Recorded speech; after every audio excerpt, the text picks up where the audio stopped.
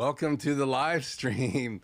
Congratulations on helping us reach 800 subscribers. So I wanted to say thank you at the beginning of tonight's live stream and welcome you here with me in the studio. My name is Keith. This is Life Journey Production Studios.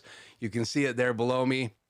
I've been doing this now live on Tuesdays for quite a while, and I'm excited that it's almost been a year that I've been really working on building this channel. And I think 800 subscribers is awesome, and I am very appreciative. So I just wanted to say thank you at the very beginning of tonight's stream. It looks like we have good audio. Let me just double check here.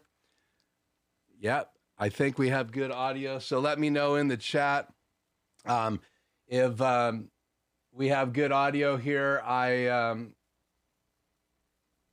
wanted to say, first of all, thank you to a lot of you who have been on with me every week live on Tuesdays. I sure appreciate that.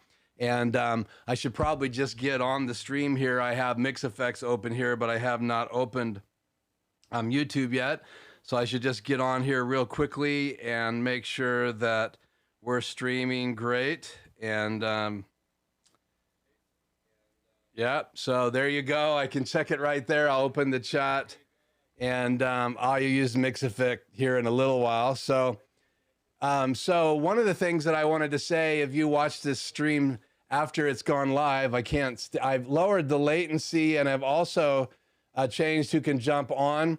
If you're not well, you can jump on anytime, but if you're not a subscriber for 5 minutes, you can't use the chat. I wanted to, after 800 subscribers, and I'm being live on Tuesdays for quite a while now. You can check out my live playlist here on the YouTube channel.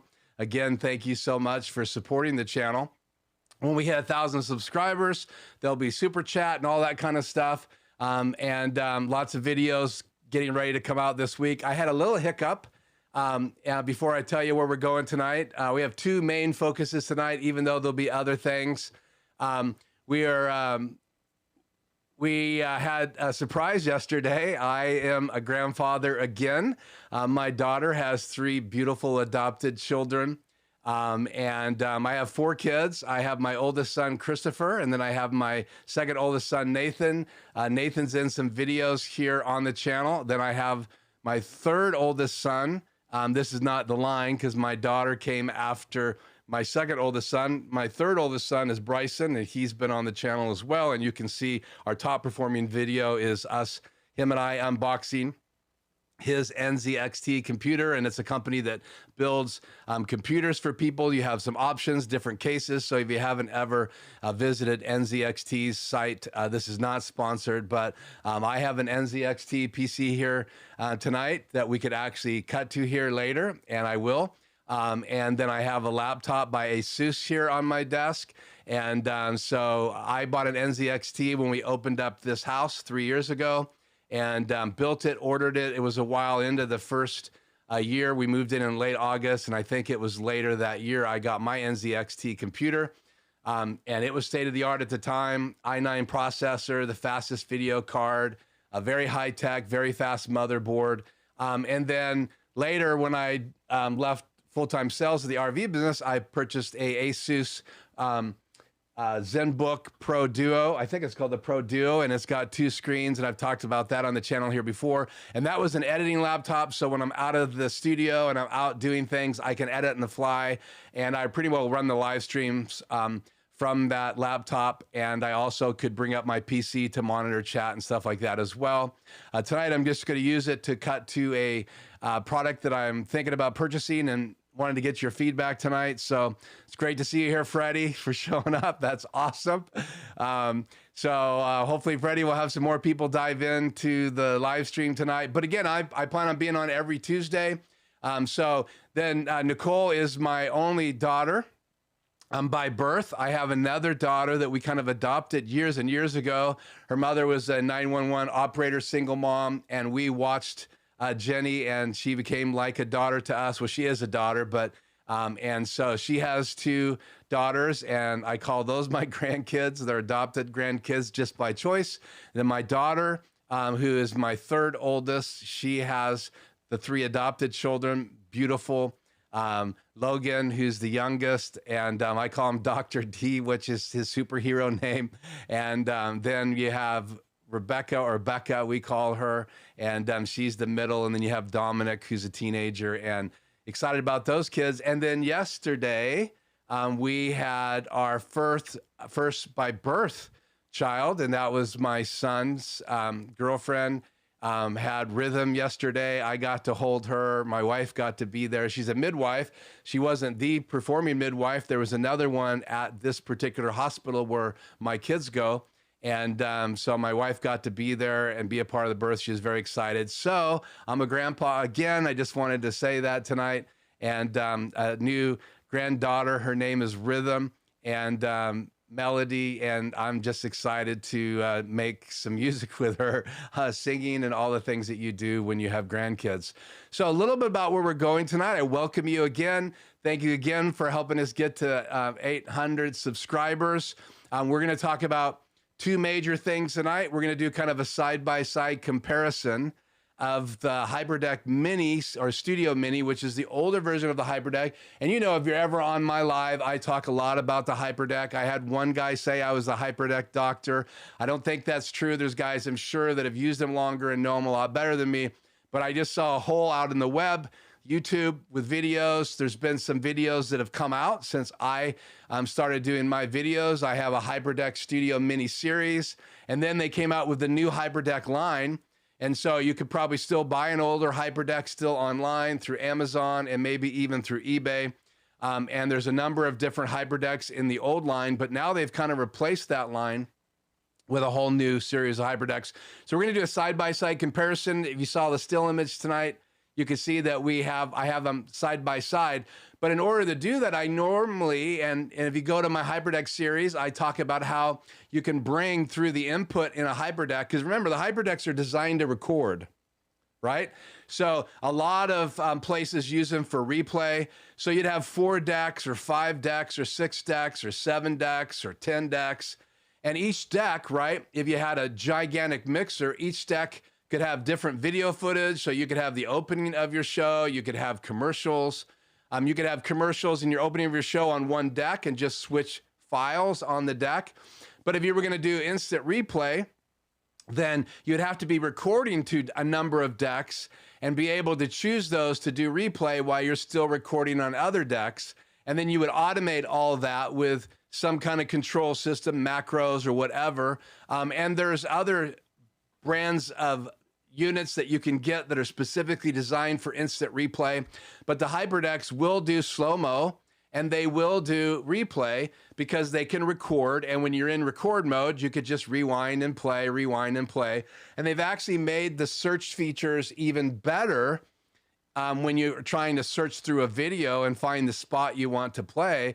They've made those features even better in the HyperDeck, and we're going to take a look at that tonight later in the show. Now, in order to do all those things that people would do with a HyperDeck, like record to them up to 4K, 30 frames per second in like the HyperDeck Studio Mini, and you can do that pretty well uncompressed. You can't do raw into a HyperDeck Studio Mini, but in the other brands, the upper ones, you can. You can do actually 422 uncompressed, and now they have a new H.265 codec.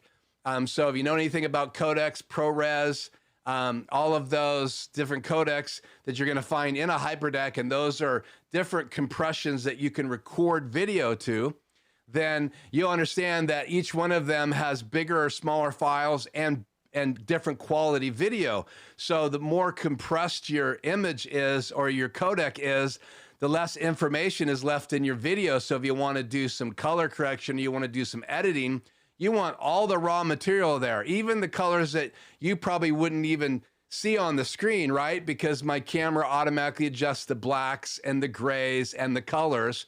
But when you have a raw video, you can really pull colors all over the place. And that's what you see in movies that kind of have a blue cast, or they kind of make them look more black and white, so they pull some of the color out, or they want to bring up the blacks. And what happens with blacks is that most, like if you shoot with an iPhone, it's going to decide what black is, and it throws out all the information. So if you try to adjust your your black levels, it just begins to get blotchy and looks horrible. Well, a raw video clip would be able to, you would be able to go in and adjust the blacks. And that's super important for people who are doing video production or video editing. I share all that to say this: the HyperDeck, the Studio Mini, my old version, can record pretty high information. So the codecs can retain a lot of information. So you could record at Apple ProRes 422. And that means that last number means that you're giving some of that, or getting some of those colors and those dark areas back. And so anyway, so that's just a little bit of a look at codecs and education. But I say that to say this: the HyperDecks have changed and they've added new features, and we're going to look at those tonight. That's number 2 tonight. Number 1, we're going to talk about an Apple 4K TV player.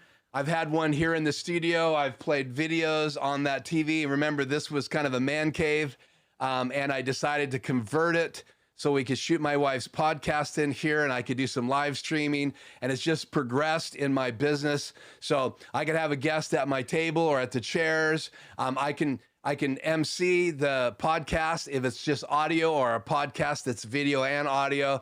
I can go on camera right here and be part of the podcast and have the guest over my shoulder. We even have a set where the TV's behind us and I put a camera over here.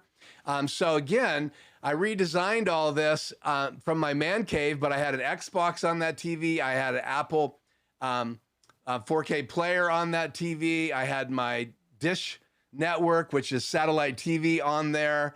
I also could play PC games. I actually had my PC at one point over there, and now it's over here. And I literally can plug that TV into my PC.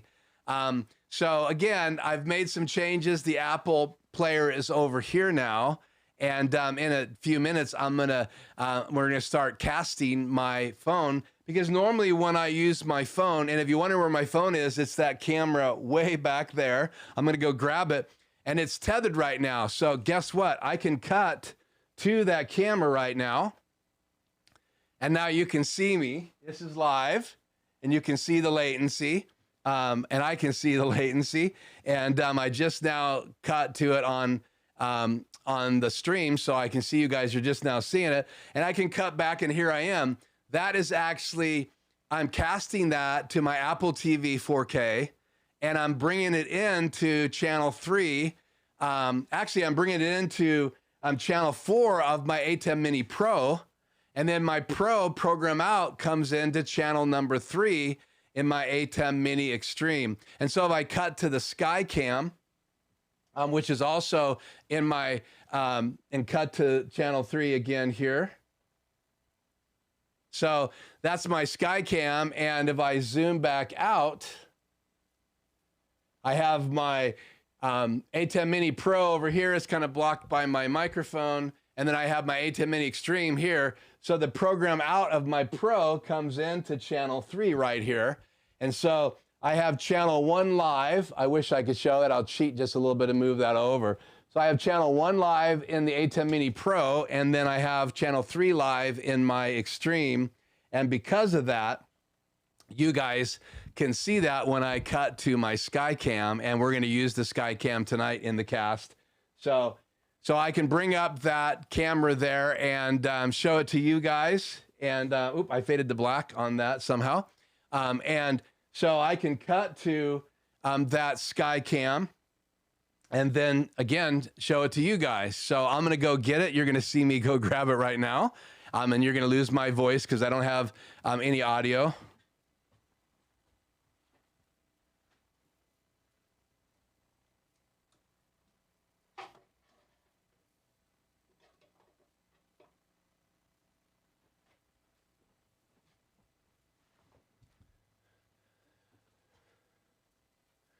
Back to me. So I have it now. This is tethered to my Apple TV. Normally I have a cable coming out of that, and I use an adapter, and I've talked about that. It's on my channel, but I use this adapter. It's got an HDMI input, and you can also power it. So I can power it just with one of these. So you could plug this in and power your phone, and then an HDMI cable. And then this is the lightning side. It goes into your iPad or your phone. And I've used it before to bring in my iPad. I've used it before to bring in my phone. And I can use it now to power my phone so my phone doesn't die in the middle of this broadcast. And so now I have my phone tethered so that you guys can see it tonight. And we can talk just a little bit about how I'm using it and why I hooked my Apple TV up. And I'll tell you right now, the reason I hooked my Apple TV up is I've seen it like on Aaron Parecki's show. I think John Barker does it with an Apple TV. I think Petra over at his channel does it on Apple TV. And so they're streaming this. Obviously, I'm not going to display my Apple TV, but if my phone is tethered, I can stream it. And I'm using an app called a Mix Effects. And so I'm going to cut to a FilMic Pro Super Source here right now. Let's hope it works. There you go. And so you can see the Apple TV up there. You can see my desk right here. I just wanted to fill this box with something else. And we're going to talk about this in a little bit. So I'll put that up there. So you can see I have my phone and this isn't a tether. This is powering it. And I'm also going to use this when we compare the HyperDecks. And so right now I wanted to show you guys this. I have this boom arm set up, and it's from Manfrotto, and it clamps onto the desk. And I use these all over the studio. I have one over there on camera 2, and then I have one down here on camera 1, and then I use pieces of one right there. And so I have 3 of these in the studio, and the reason I got this one is I want to be able to attach my phone right here and be able to show you guys my phone. And let me find out why I do not have a graphic on here. Hold on one second. Oh, it's because I stole it. So, and then you can see above my head, Apple 4K TV. Now that's actually a picture of the brand new version, but they're almost identical. They have the new A12 processor in the new chip. And so I can use this to go around the studio and I don't have to be tethered. And so next week, we're going to actually do a little bit more in-depth studio tour. So come back for that. But tonight I want to talk about the Apple TV. And so I have my little portable light. I actually bought this at a gas station. I love it. The first click is red and the second click are regular white lights. And I want to show you where my Apple TV is here under my desk. Look at the screen and see if I can see it. So there is my Apple TV right there, and I'll put some more light on it. And so it's mounted right there under my desk. And then I'm actually splitting it with a splitter up there on the top of the desk, and it's right up there. Put some light on that, and that is going into my other TV, so I can display on that TV at the same time. So what I want to do is I want to turn this over, turn the FilMic Pro app off for just a second. So stand by. And then I want to show you the app. So it's right here on my phone. What's the best way to show this? You can see it right here in the right-hand column. 1, 2, 3, 4, 5 down. So you got Fandango on the top, then Acrobat, then McCaffrey, then Discord, and then you got FilMic Pro. And if I click on FilMic Pro, I can actually set it to have a clean HDMI out. And you can't see that screen, but I'm going to flip it around here and show it to you. So here is the non-clean screen. And just so my camera focuses here, I think if I hold it up over my face, you guys can see it. Let me double check and see what you guys are seeing here. I'm going to hold it here for just a second so I can see the live stream. Yeah. So you have audio on one side, you're able to zoom in and zoom out, and one of these days I'll do just a training on FilMic Pro, but you can set it for clean video out, and so now you can actually have a Skycam. The other thing too I like about FilMic Pro is you have control over all of the settings. So like if I want to go in here and change the angle of the picture, I can go ultra wide. Now you can really see my desk. And I'm actually going to use ultra wide when we set this up for my comparison of the 2 Stream Decks, because then I can get it up and out of my way. It's ultra wide, so I can push it away from the edge of my desk, which makes it perfect. And so I'm really wanting to add more cameras to my live streams and to my training times. I actually take clients and do tutorials and training here in the studio live with people.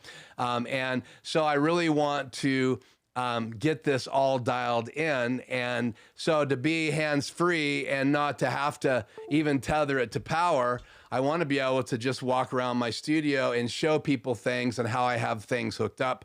And this is a way of doing it. Plus, in my opening reel, I can use it as another Skycam way back. And because I can bring the 4K Apple TV into my HDMI input, I don't have to use OBS and my webcams, which aren't as nice, though we are going to talk about a webcam here in a little bit before we go to part 2. So again, it's just a nice way. I can actually tether my phone. I can turn the audio on and off, and I'm going to check the latency out in the weeks to come. I'm actually going to put a lapel microphone on, and we're going to look to see what happens if I start doing audio directly from the camera. So next week when I do a studio tour with a mobile tripod in my hand with this iPhone attached, you're going to be able to hear what the audio sounds like, and I'm going to do some testing this week. And I can then go remote with a Rode microphone plugged right into the phone, and I want to talk about that then next week. So again, if you're just joining me, thank you. Hi to Conjoining Technologies. Great to have you on here. Thanks for congratulating me on the grandchild. Oh, I'm not recording. Yeah, I'm not recording on my ATEM.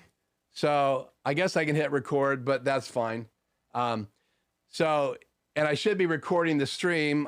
But yeah, thank you for seeing that. I don't know how you can see it, but you'll have to tell me how you do that. Hi, Bill Sereno. Greetings from Chicago. Freddie's here. I said hi earlier. I've got Forced Online, Doug Force. Hey, Keith. Good to see you, Doug. Thanks for joining me. I've got David Osler on here. I've been checking out his channel. You should go over and check out all of these guys and see if they have a YouTube channel. That's where a lot of people are coming in. I've got Tony on here from Quick Tech Solutions. Got Fort Worth here. Again, that's Craig F. from Fort Worth. Thank you for joining me. And again, I let you guys know I changed some settings tonight. So you have to be a subscriber to be able to chat, a subscriber for 5 minutes, so you can still subscribe. And a shout out to my subscribers. We are now at 800. So I'm celebrating a grandchild yesterday and 800 subscribers yesterday. So Tuesday, October 4th, 2021 was a pretty amazing event. And I talked about my kids and my grandkids earlier in the program tonight. So make sure you rewind that. But granddaughter, her name is Rhythm Melody. And I'm so excited. My oldest boy and his girlfriend had a grandbaby for us, and I'm so excited. So again, we're talking about tethering. My iPhone, I could also tether my iPad to my ATEM now by using the 4K Apple unit that you usually use for your TV. And I learned this from other channels. Again, like I said, I first heard of it from Aaron Parecki's channel. So if you haven't subscribed to his channel, every Sunday he does a incredible live stream. He's one of the guys that I've really learned a lot from. John Barker from Here to Record. Tech Condo is a great place to go if you haven't subscribed to Tech Condo. And then now I'm going to David Oster's channel and learning about that. I mean, he's got the photography end, which I'm very passionate about. I don't get a chance to talk a lot about photography because most of the people that are following me, I think, are looking at these videos because of the HyperDeck, because of ATEMs and live streaming. So again, I'm very much looking forward to being a part of that channel and seeing more videos. And again, I thank you guys because you guys help build my channel. I'm helping build your channel. And as we work together, it's an amazing relationship and we get to chat on these nights. And so again, my Apple TV is plugged in. Again, I told you guys it's right down here. So you should be able to see it right there. And then I have it, bring this microphone over. Then I have it split so that I can send it to that TV, and then it does go over to that big Samsung 65-inch TV, And the original purpose of this room was a man cave. And so we had on this side of the room, I had three big chairs. One was a reclining chair that would also lift for my father-in-law who lives next door. And then when we decided we needed to convert this, I took all those chairs out, sold two of them. I had two lift chairs, and then I had one regular recliner chair, which we still have. And so this went from a man cave, because we don't have a family room. We just have a living room, dining room, combo entrance in our house because we downscaled the size of our house. And so because of that, this was our family room where we could go watch football and all that stuff. So now we just trade off which house we go to because we live side by side. So we can go to my father-in-law's house and watch TV or over here and watch a football game. So again, thank you so much for joining us. We're going to look at questions here in just a minute, but I wanted to let you know that this is tethered to my Apple 4K TV, and you guys can tell me in the chat what you think the picture's like. That's the wide angle, and I can actually go to the not so wide angle, and I can actually change the settings. So if I don't like that it's too overexposed, then I can just simply change the exposure. So go down in exposure, up in exposure. I can change the shutter speed. On the other side of FilMic Pro, which is an app you can download, let me tap it in over here. I have the ability to do focus, so I can focus in and out. And then I can also do zooming in and out, but it's a digital zoom, so keep that in mind. You would probably want to be in the ultra wide if you were going to use that setting.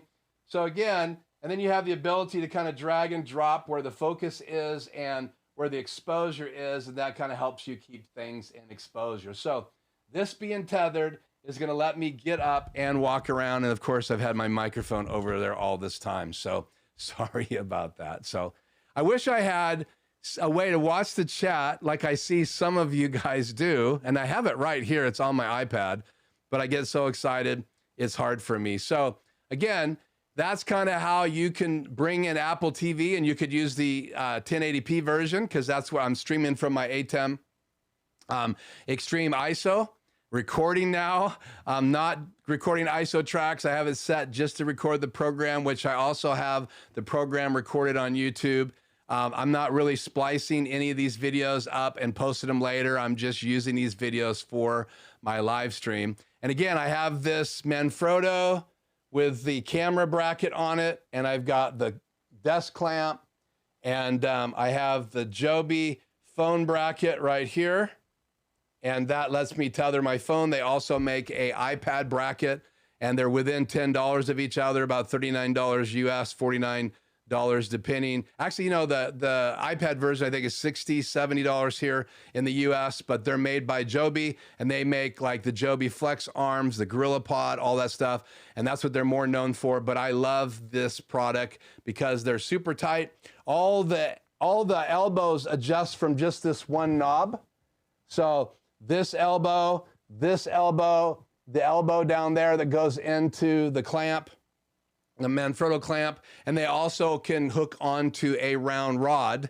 So like a C-stand, or if you have poles above your head for mounting things on there, they have a piece that pops out, attaches to the side tightener, and then you can use it on a rod. And I have the one up here without that adapter in it.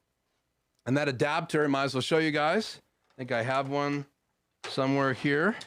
Looks just like this. Give you a close-up. Way overexposed right now. Sorry about that. This iPhone is too hot and it's not focusing. So let's pop it in here because we are going to look at these two HyperDecks here in just a minute. Get this thing focused.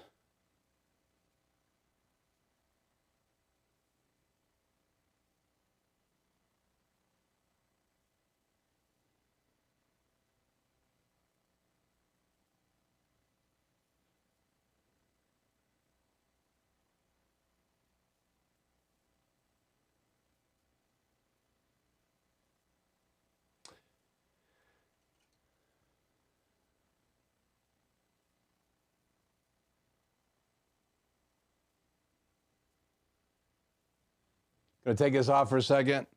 Not getting the adjustment that I'm looking for here. So let's cut back to camera 2 here. And I'm gonna make some adjustments here.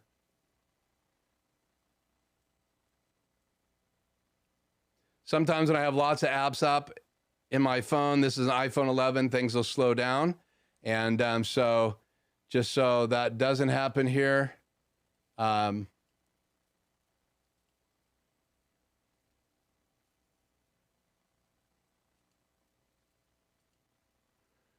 to use a macro.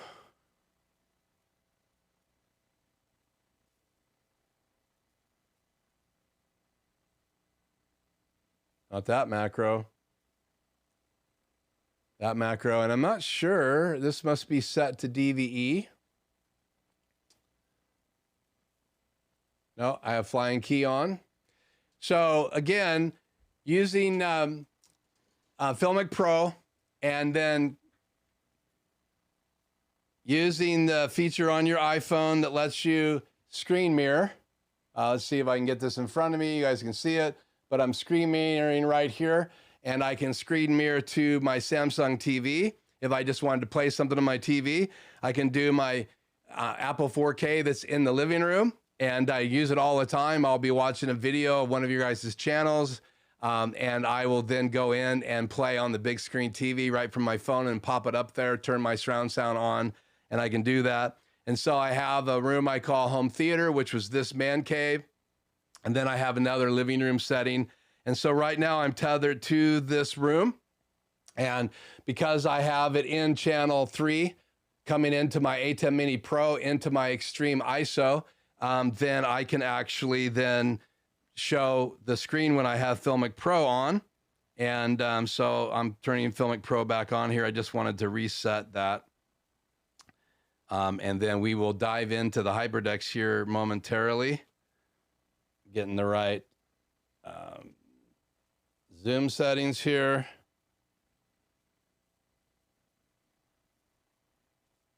Got to be an ultra wide to get these stream decks where they need to be. So I had this in 3 places. So got that phone up in the back so you could see the whole room when I was doing the intro. So if you go back in the intro, you're going to see some live footage of the whole room from way back there above the monkeys. And now I have it right here on my HyperDecks, and I can cut to that just by, let me get this a little tighter.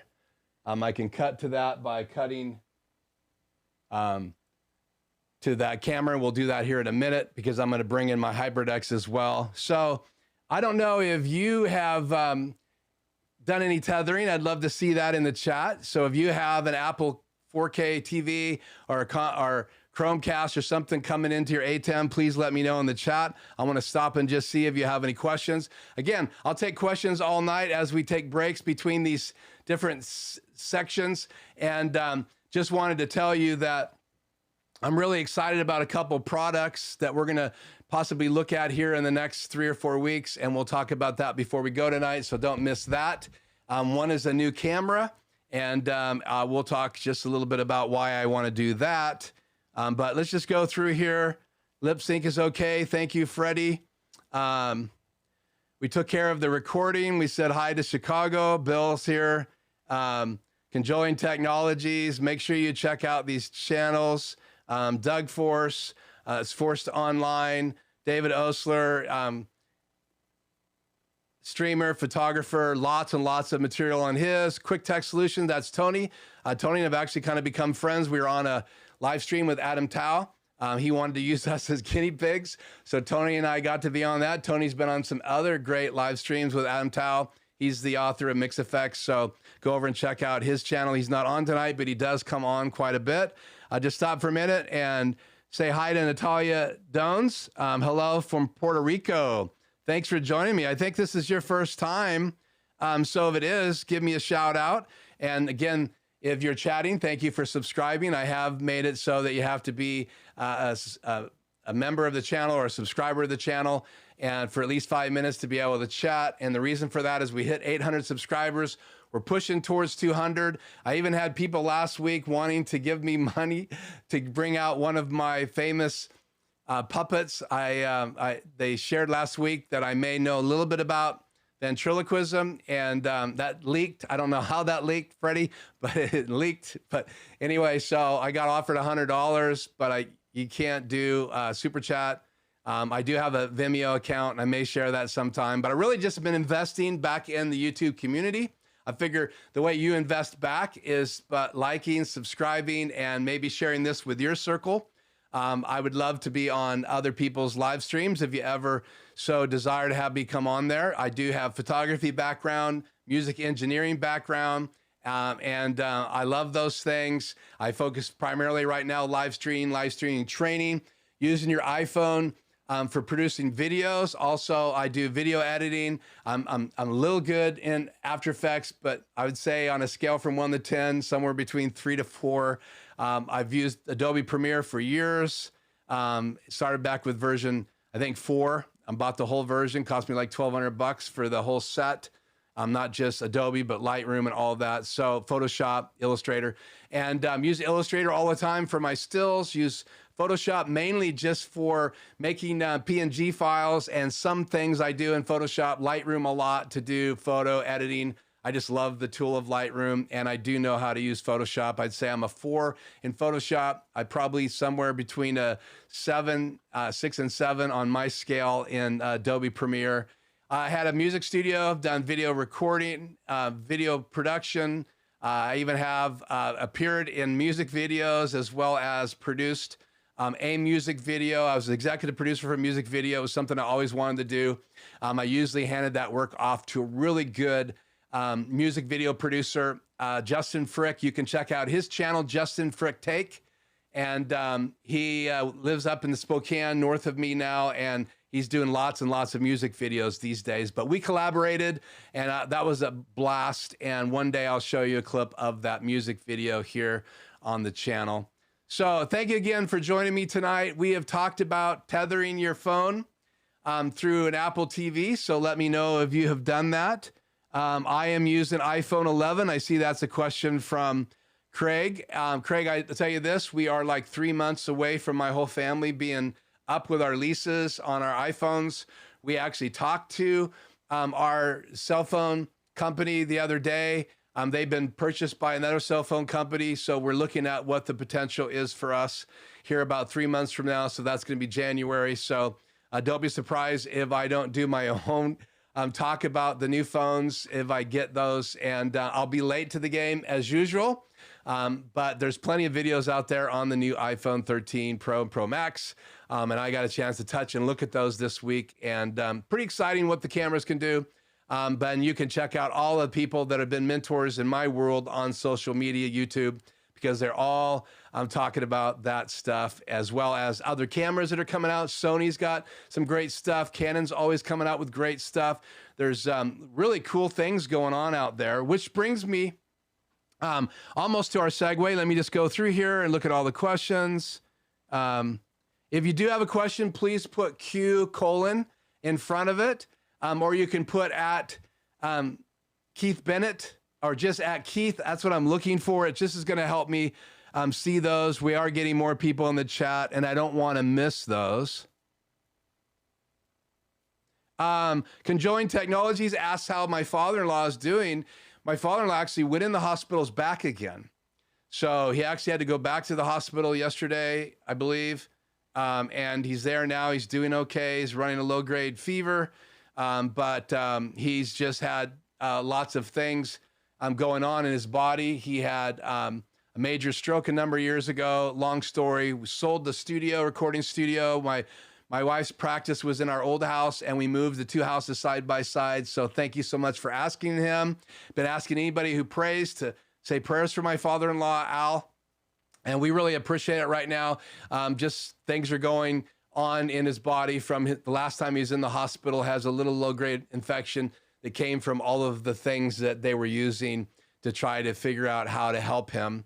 But he had major surgery and it went really well. It was miraculous in reality. They didn't give him much chance to survive and he's still kicking and breathing. So thank you so much for asking that. Again, let's see. That's How Your Father-in-Law. That was from Conjoined Technologies. I will get the chat up. That's a goal for me before the end of the year. I do know how to use that. I'm just too many things to multitask in the studio right now for me to do the chat. So again, I'm using AirPlay. So just AirPlay, not NDI. I am going to look into my DJI action camera. You can HTTP that into your channel. I haven't done it yet, but I'm looking into that. I'd like to put that camera up here all the time and be able to just take some quick shots in the intro videos from the DJI action camera. I have it. I can use it on shoots. A lot of times I'll pull it out to get some footage, slow-mo footage or some sky footage, and we'll look at some footage like that tonight that you get a chance to see. Yeah, and maybe was it Conjoined Technologies? Were you the one that asked me about the puppet last week? I can't remember, so I apologize. But just if you didn't hear about it, I'll finish that. Just let you know because it came up again. Jeff Dunham, who's a famous ventriloquist, probably the best in the world since Edgar Bergen. Sorry to all the other ventriloquists out there. And Jeff and I are about the same age. In fact, he was going to an annual conference, and I saw some video footage years and years ago, well before you could get it on social media. So you'd actually literally have to get it some clips or it pop up on TV. And he was performing.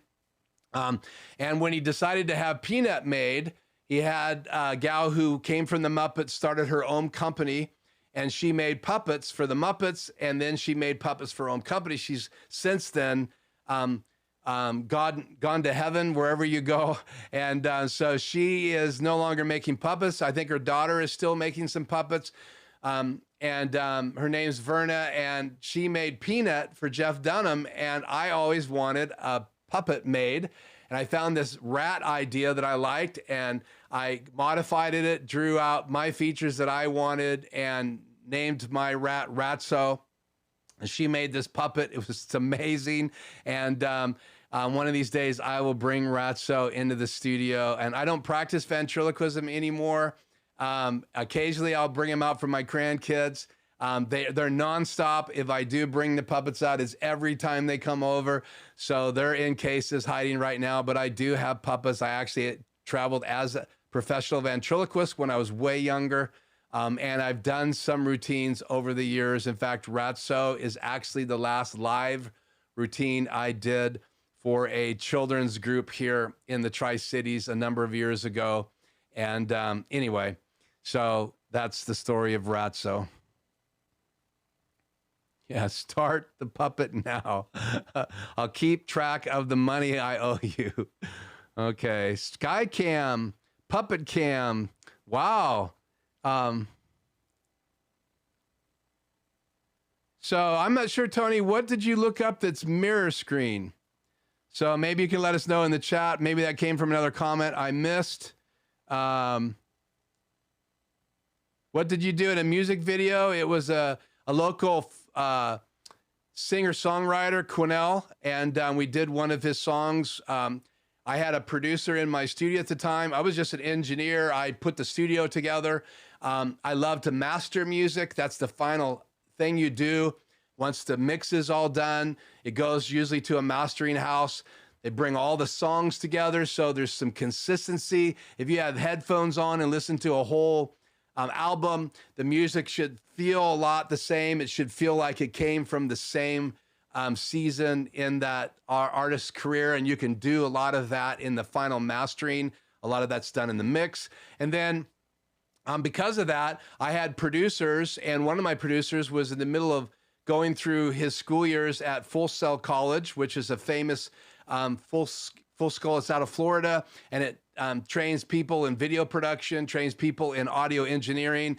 They're probably the premier school here in the States and probably around the world for some people. And he graduated at the top of his class, and we were trading some time in my studio. He actually produced his projects in my studio using my my studio room, and the sound was really good in there. In fact, one of his teachers even said, we want you to give us the stems before you touch them or retouch them.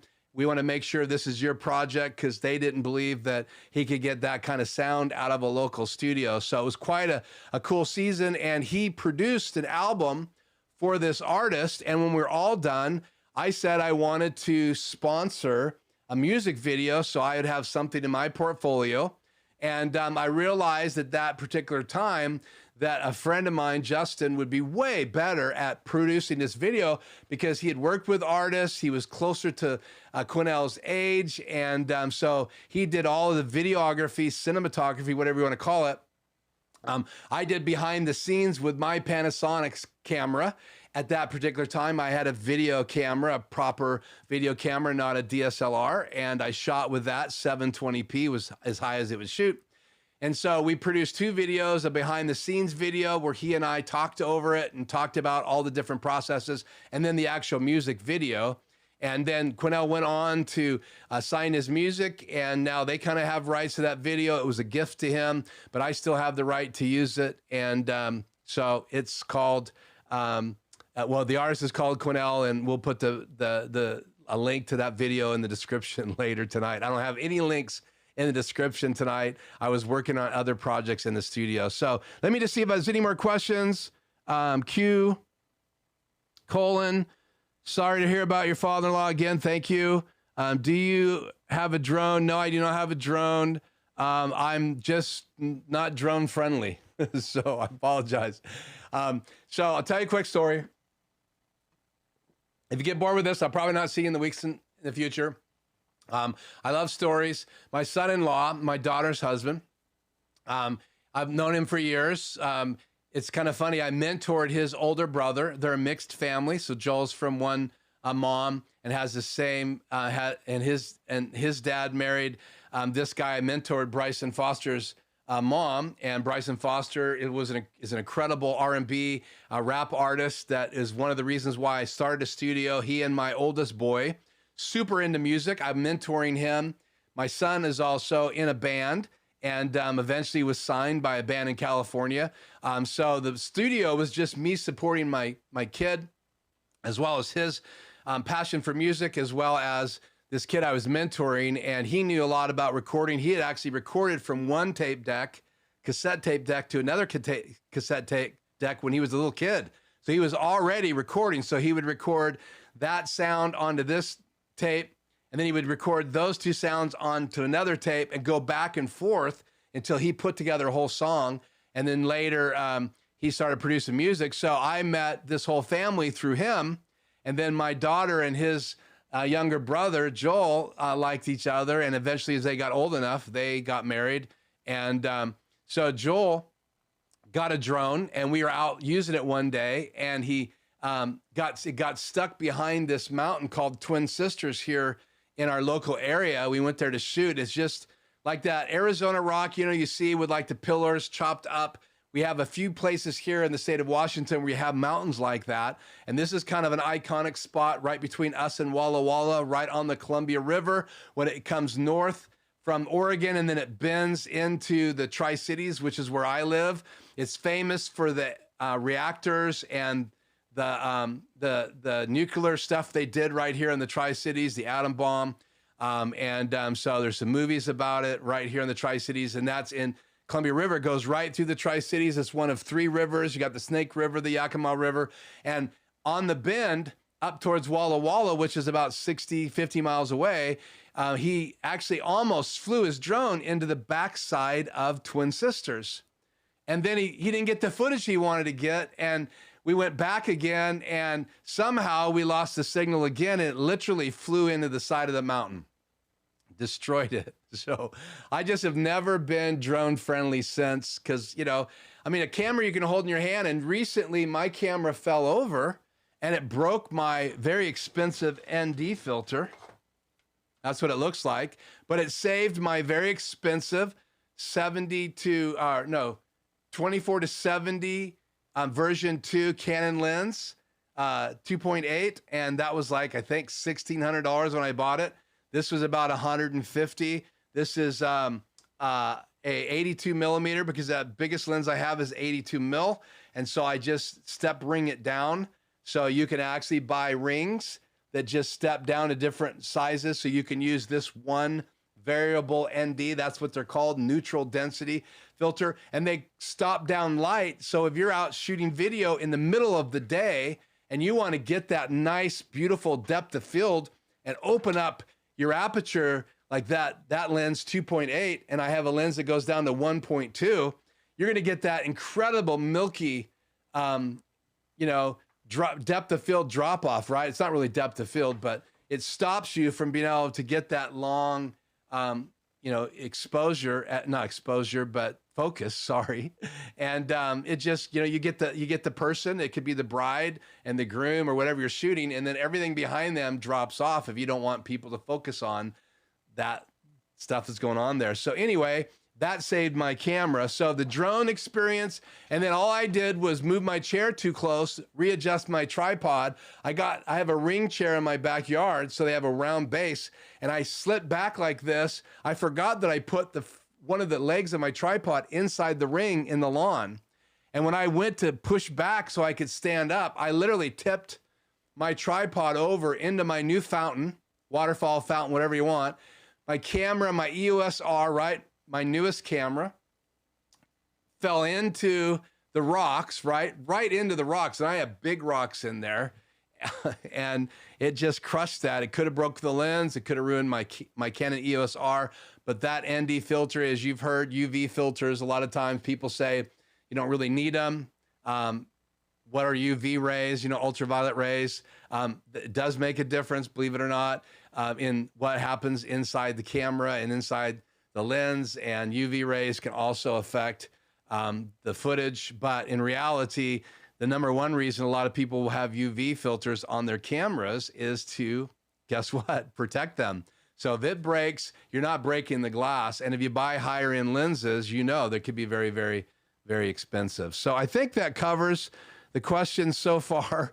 Let's get on to the next part of the stream. I'm gonna readjust my camera, Sky camera here, turn it back on. I want to shift over to that camera, and then I want to cut to it.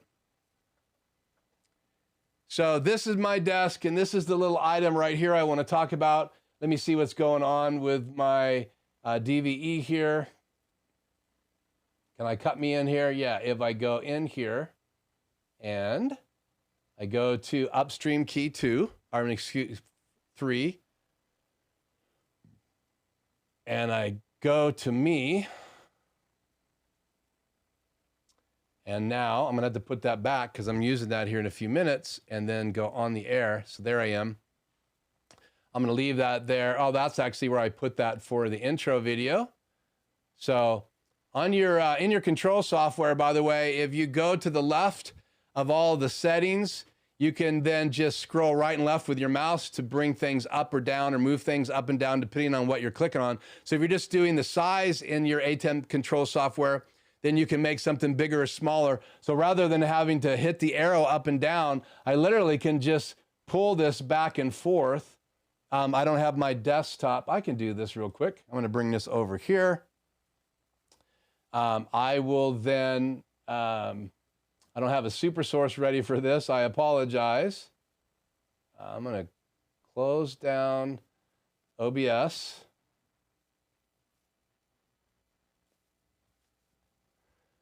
Let me just switch screens here real quick. I'm going to go to 4.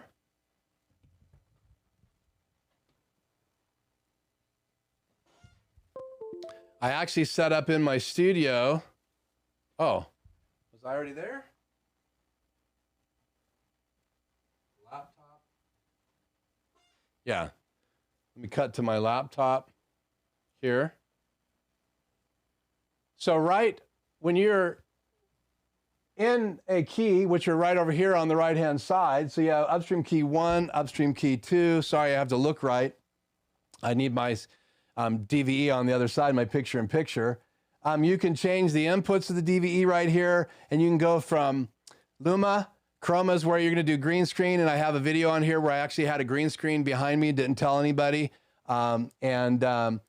Then you go to pattern, and that's the ability to use these shapes, and then you can put your input inside those shapes or do different dissolves. And then you have your DVE, and right now this one, which is number 2, I have to my media player, but on number 3, or number 4, which I'm in right now, I can just scroll right and left, and I can make this big or small because I'm clicking on the size.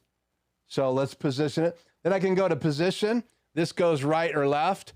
So right now, probably the best position is on the bottom of the screen. Then I can go right here and go up and down the screen. And I can also make this bigger. So this just means I don't have to just click on these buttons up and down. And then I can cut back to the other camera.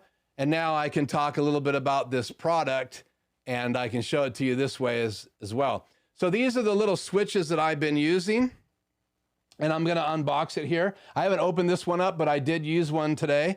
Let me move this over. It's totally in the way. Make it smaller. Let's move it over there and down. And this is exactly why you have macros. So these are already set up. And then I'm going to zoom back in because I had this closer.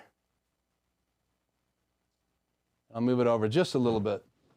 So again, that's the adapter that goes on those Manfrotto clamps. So this is a little 1 in, 2 out, and it's bi-directional. I never use it the other way, but you can use it to split. I have never tested it splitting it. I use these all over my studio, and I'm going to show those to you guys here in a second.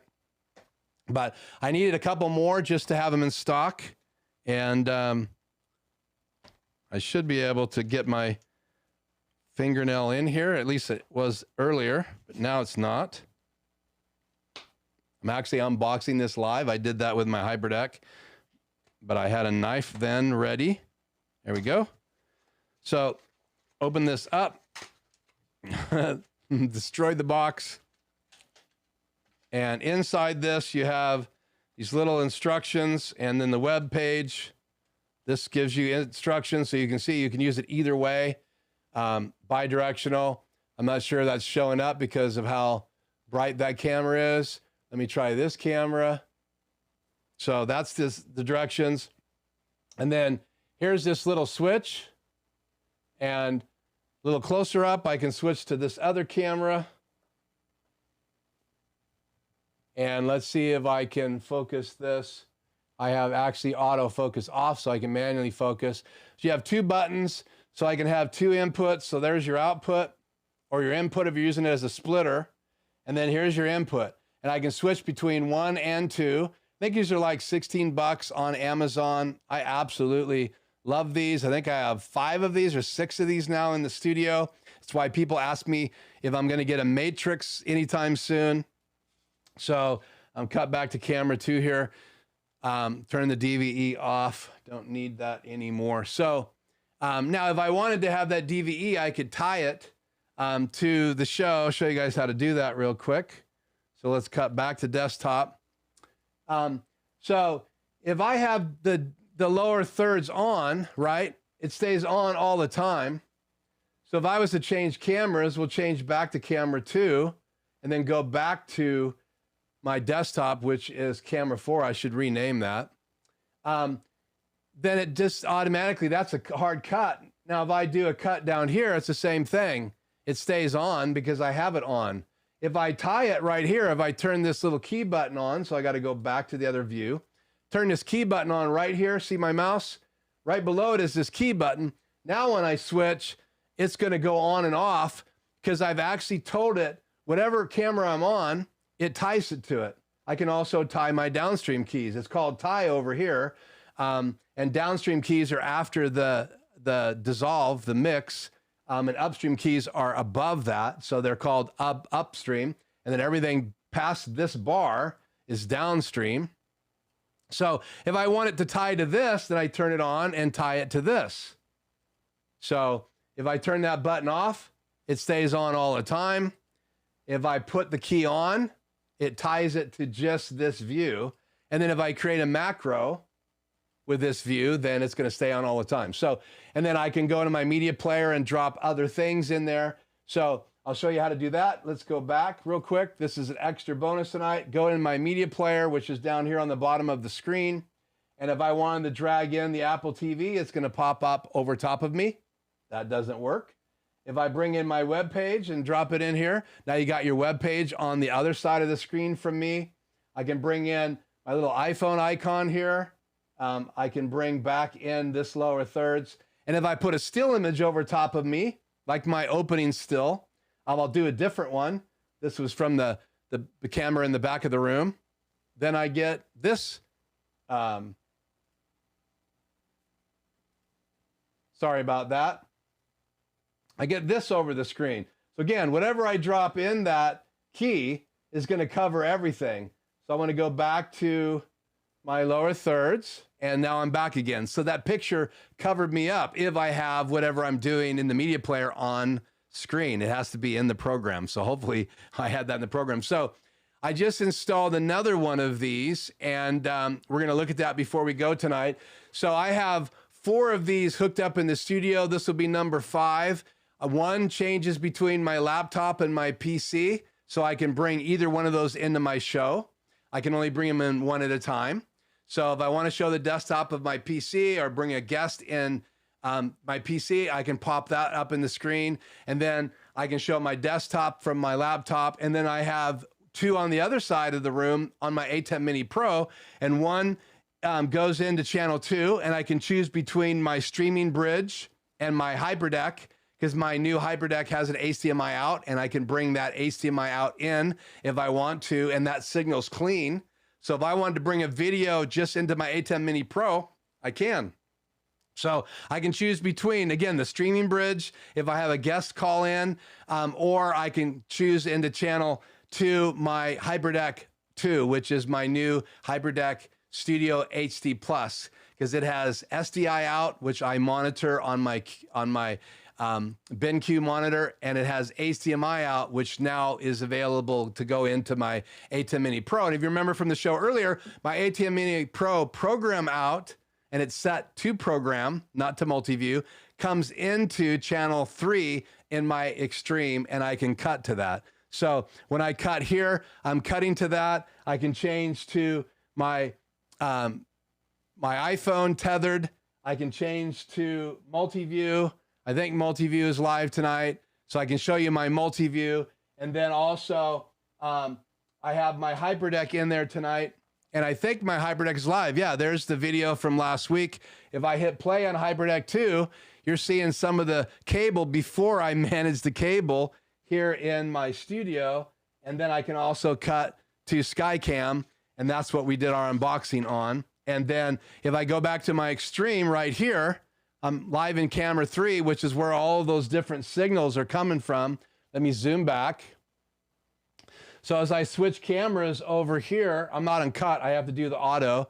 Then you're gonna cut between the HyperDeck input, that's from my new HyperDeck. I can cut to camera 3, which is my multi-view from my Extreme ISO, and you can see me in the view. I can fade to black. I can go to, right now, my picture-in-picture. And if I didn't want to bring my iPhone tethered on my desk, I could actually switch now to the program. So it takes a second, and if I am feeding program in here, and I thought I was, but maybe I'm not, because I was messing with this earlier today, it should be switching back. Let me just change inputs there while that's switching back. So back to the desk cam, and then if I come back over here and switch between camera 3 and camera 2, then it's going to cut back to me in the program view. So that's why I have these little switches, so I can get more than one channel coming into my ATEM Mini Pro.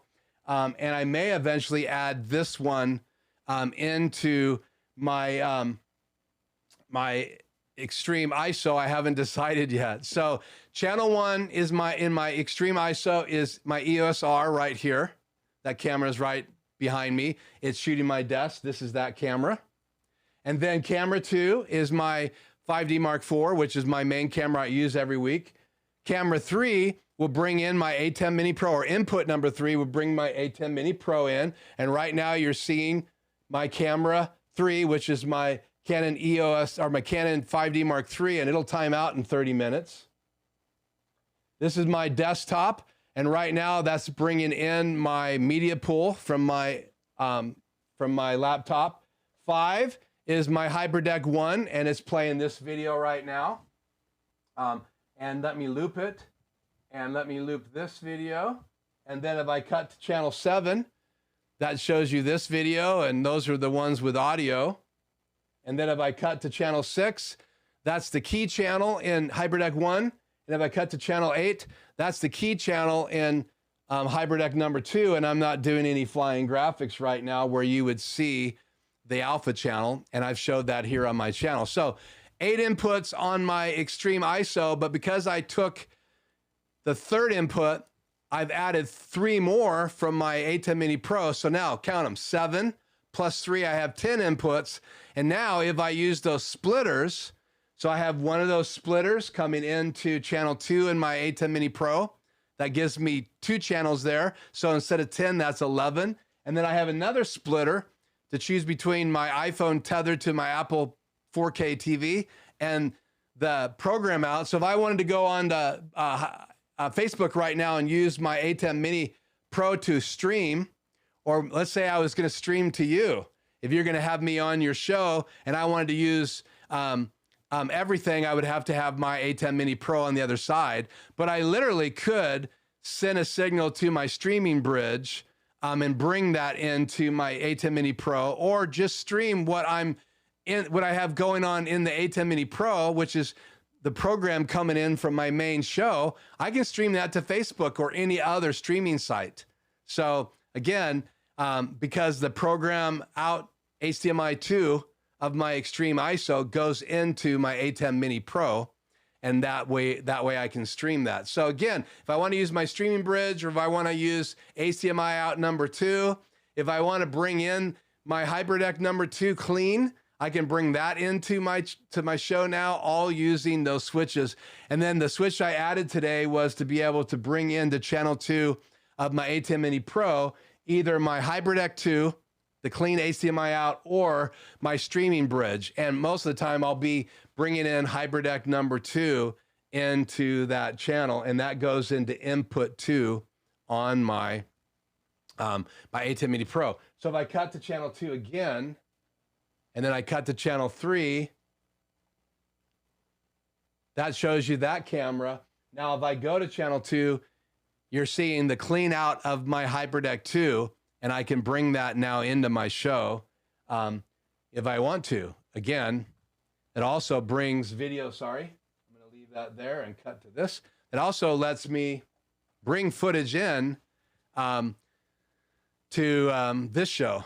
So it's amazing things you can do if you want to mess with all this stuff. So let's do this. Let's get into, I'll go back to the chat here in a little bit. Let me get into my macros here. Reattaching. Anytime I switch over to YouTube chat, I got to switch back. I automatically attach to my extreme ISO, but it takes a second in Mix Effects, and I'm in Mix Effect again right now, remotely controlling my macros. So I have a HyperDeck set up here. Let me go back to camera 1. Let's do this. Let's cut to, lost you guys. Cut back to this camera. Let's find out what's going on here with my macros. That's right. Let me just cut to super source here. Yeah, that's right. So that's not the right background. I didn't use the macro, and I can fix that here real quick. Let me bring things back over here on my BenQ, now that I'm not showing you my control software. And let me go into SuperSource and change this background. I apologize. The art is not in the media player. So this is kind of my layout. I'm in the middle. I've got HyperDeck 1 on that side. I got a HyperDeck 2 on that side. So if I hit play in HyperDeck 1, let's skip back. You can see it on the screen. Let me play this graphic. Now, if I hit, oh, it's the down camera. I'm sorry. What is going on here, guys? I apologize. Let me fix this real quick. Go to the super source. That is input 3, 4. And let me change this. Oh, I know what's going on. There we go.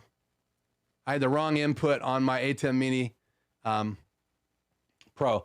So let's see if we can change exposure here just a little bit.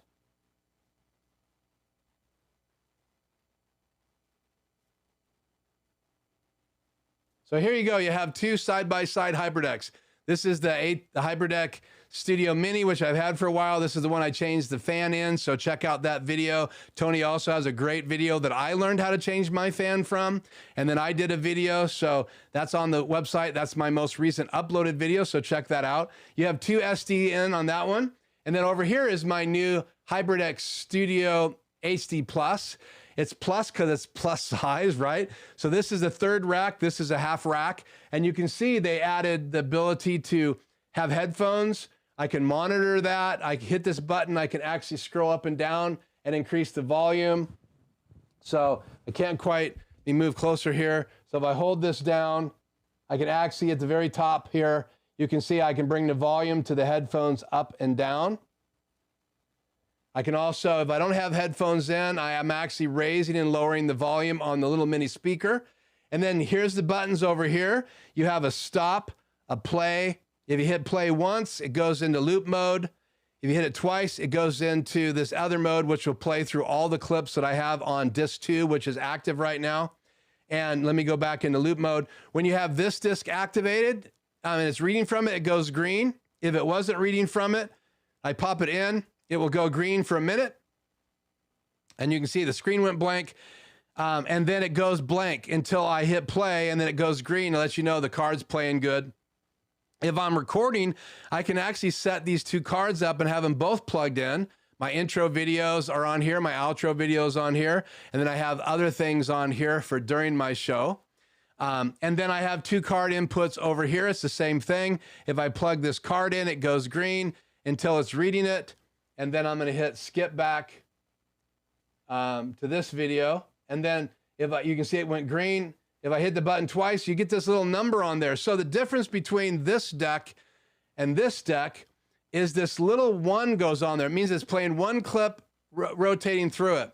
If you hit it twice or hit it again, it's going to go into the same loop mode that this one goes in if I push it 3 times. And that has audio, so I'm not going to hit play on that video. Let's go back to this one. So I just got it looping.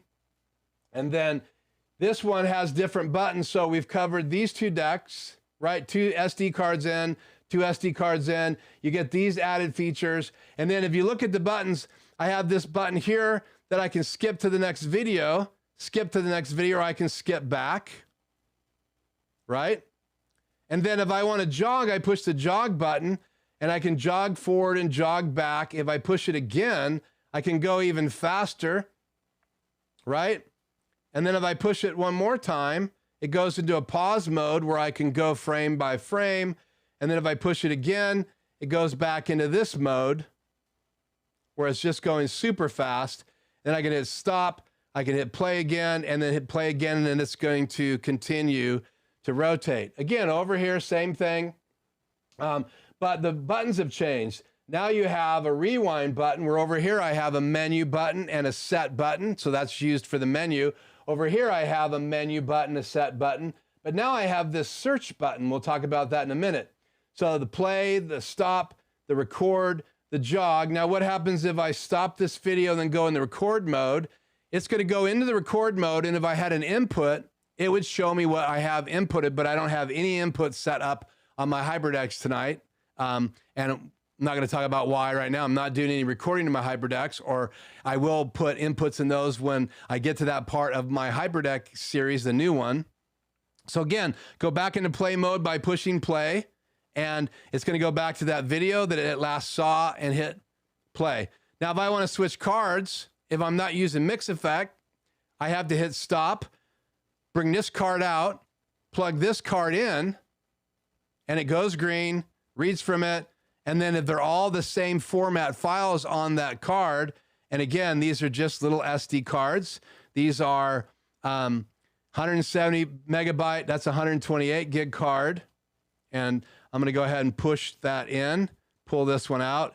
This is a 170 megabyte Extreme Pro 64 gig card. I've had these for a long time. I bought the other two cards when my new HyperDeck Studio HD Plus came in. So now it's reading from card 1, but I already have card 2 queued up. So if I don't unplug card 2, it won't change. But let me go into the HyperDeck part of Mix Effects, and I'm going to switch cards right now. So watch deck 1. I'm going to hit stop. That happened in Mix Effect. I'm going to go, and guess what? Mix Effects just changed card 2, and I'm going to play, let's just play this logo from deck 1 and watch. I actually can change cards in Mix Effects, which is totally cool. I can hit stop from my iPad.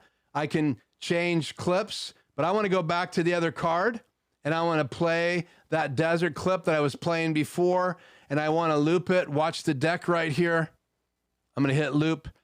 Goes into loop mode. If I hit it again, it goes into that mode. Now, the interesting thing is on ATEM Tao's deck, if I hit the play button the second time, I get the same little icon that you get over here. So I'm going to hit play twice. Let's skip back to the video I wanted here. Skip forward. Got to hit stop. Sorry, I'm getting used to this deck still. Where are you? Let's go back. Evidently, that's on the other card. So let me switch cards on the other deck. So let me switch cards on the other deck, and let's play this little one right here, and we're going to go into loop mode. This one gets the number 1, but this deck over here, if you hit play twice, doesn't get that. Sorry, I don't want any audio because you guys will hear that. Let me play it. There you go. So hit it twice. This doesn't get the number 1. So that's the difference between the HyperDecks. Now, when Adam was building Mix Effects and building the HyperDeck plugin, he knew that because he looked at the codes and he knew what the picture needed to be. If he hit the play button twice, you get this little scrolly icon like this. I do not know why, even in the most recent firmware, that you don't get that little button on this one. So if you hit it again, hit once, hit twice, you get that. Hit 3 times, you get that. So the loop mode just does not let you go into that same mode. And so that's one of the things that is going to get updated in the firmware, hopefully, for the older HyperDecks, but that's some of the differences. So that mode just goes through all the clips. If I want to loop, then I've got to go into loop mode, and it's very frustrating that that's the difference between the two decks. So right now I have graphics on both decks. Let me go ahead and go through the subscribe, and it goes through to the little bell ringing, and I'm going to hit stop. So I can freeze those graphics and just use those as animated graphics by having 2 HyperDecks. I can also put backgrounds in these like this and hit play.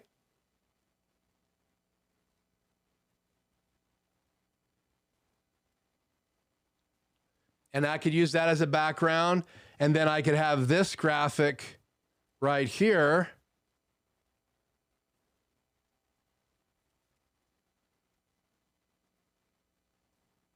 Not that one, this one.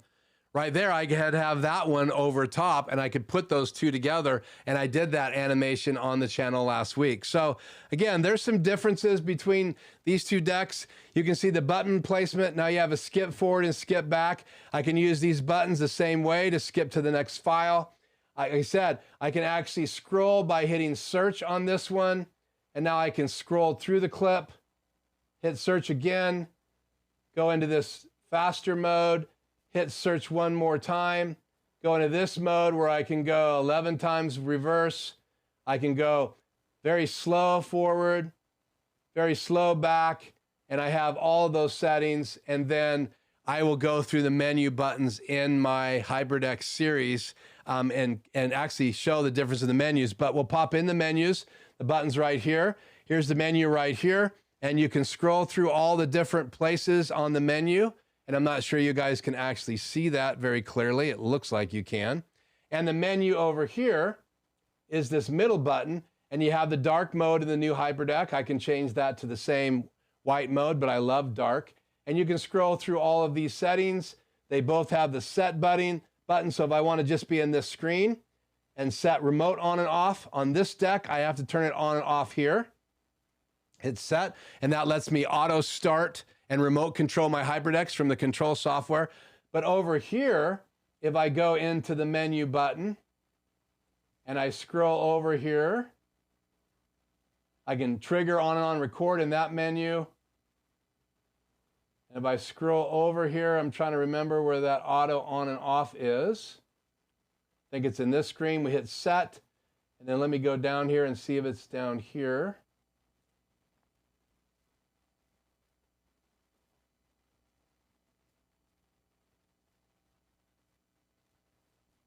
Yeah, remote is right here. Now watch, I can turn remote on with a button on the front panel. I don't have to do it in the menu. So watch the on and off right there. Off, on, off, on. That's one of the other features I really like about this device. So not only do you have headphones inputs, you have the HDMI clean out, and you have an SDI out that lets you see data on the screen. And I can display that data on my screen right up here and see exactly how much time is left in a clip.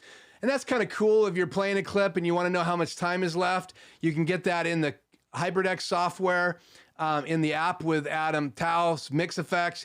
You can see how much time is left when you're in the media player, but it's also nice to have on the screen that data and that information. And I'll show you that here in a second. So I like the layout. The screens are the same size. I like the fact that you have an input switch. Now this input switch, the last added switch on the front, you obviously have rewind and forward. Where you don't have rewind and forward back here, you would have to use these skip buttons and then hold down the jog wheel and use this wheel.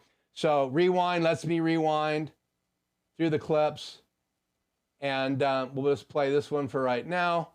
And then if I go into this input button, that's for the SDI in and the HDMI in, because the new deck has the ability to come right from your camera, from the micro HDMI out, into a full-size HDMI input. So you no longer have to buy a converter, because my old HyperDeck, this one right here, it only has SDI in.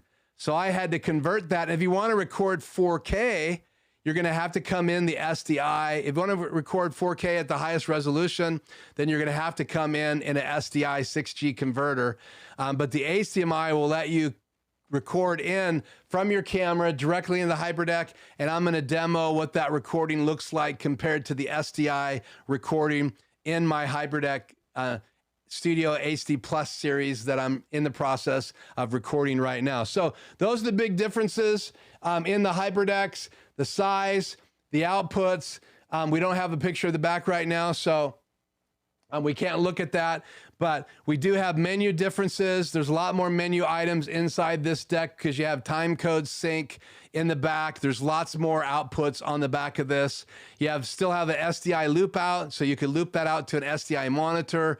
There's just lots of cool features, and side by side, you can see the size, how hard it is to read the screen compared to this screen. And there's just a lot of cool new buttons and layout. And then the other thing that this will do is let you record to a SD card.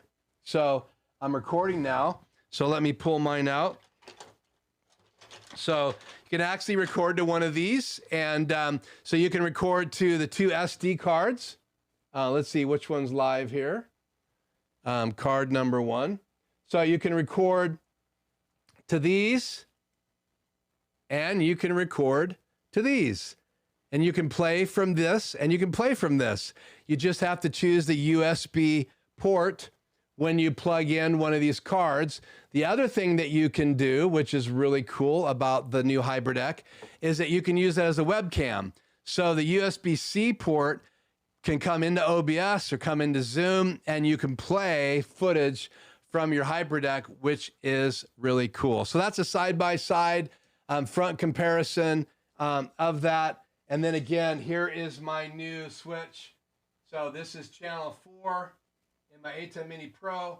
I can choose between program, input, and and iPhone, which is IP stands for, and I can push between those just by pushing the button. I'm using this as a switch, not a splitter. And then this one lets me choose between my bridge and that clean HDMI input out of my HyperDeck number 2, which is my new one. And then that's input number 2, bridge or HyperDeck. This is my camera 3, and that's that camera. Camera 2, the input 2 is my bridge or my HyperDeck. Multi-view, so I can bring the multi-view from the extreme into my program. And then obviously they're flashing because of my frame rate. For some reason I'm at 60 frames, 180 frames. What in the world happened here? Crazy looking picture, I bet. That's back to, let's go to 30 frames per second.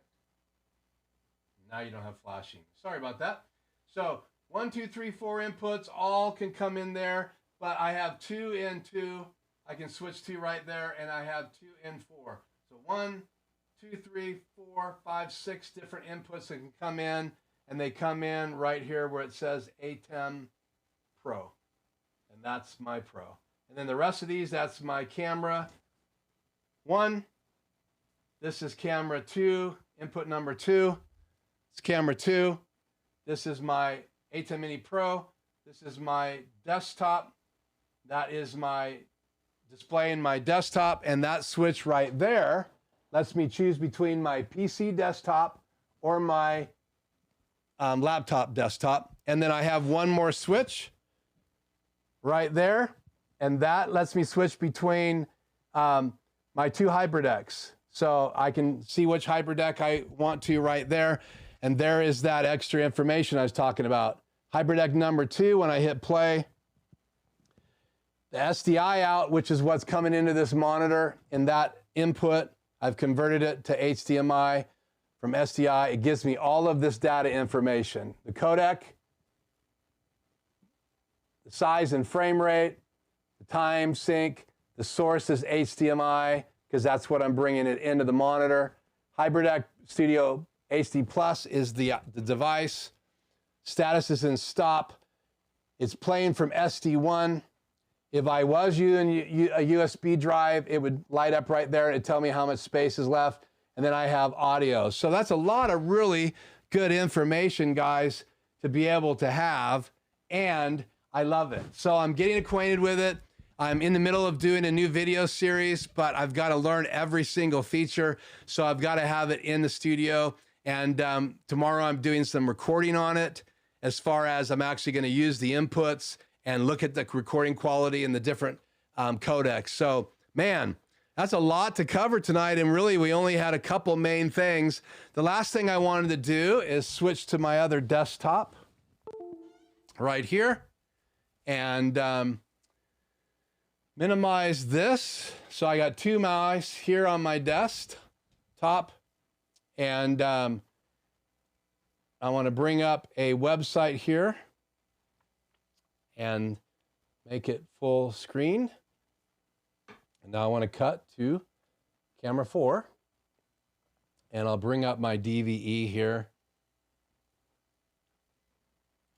Number 4, so you guys can see me. So this is the camera I'm considering bringing to the studio. I already have the Elgato key lights. I already have the Stream Deck, and I've actually started using Companion. We're going to talk about that next week.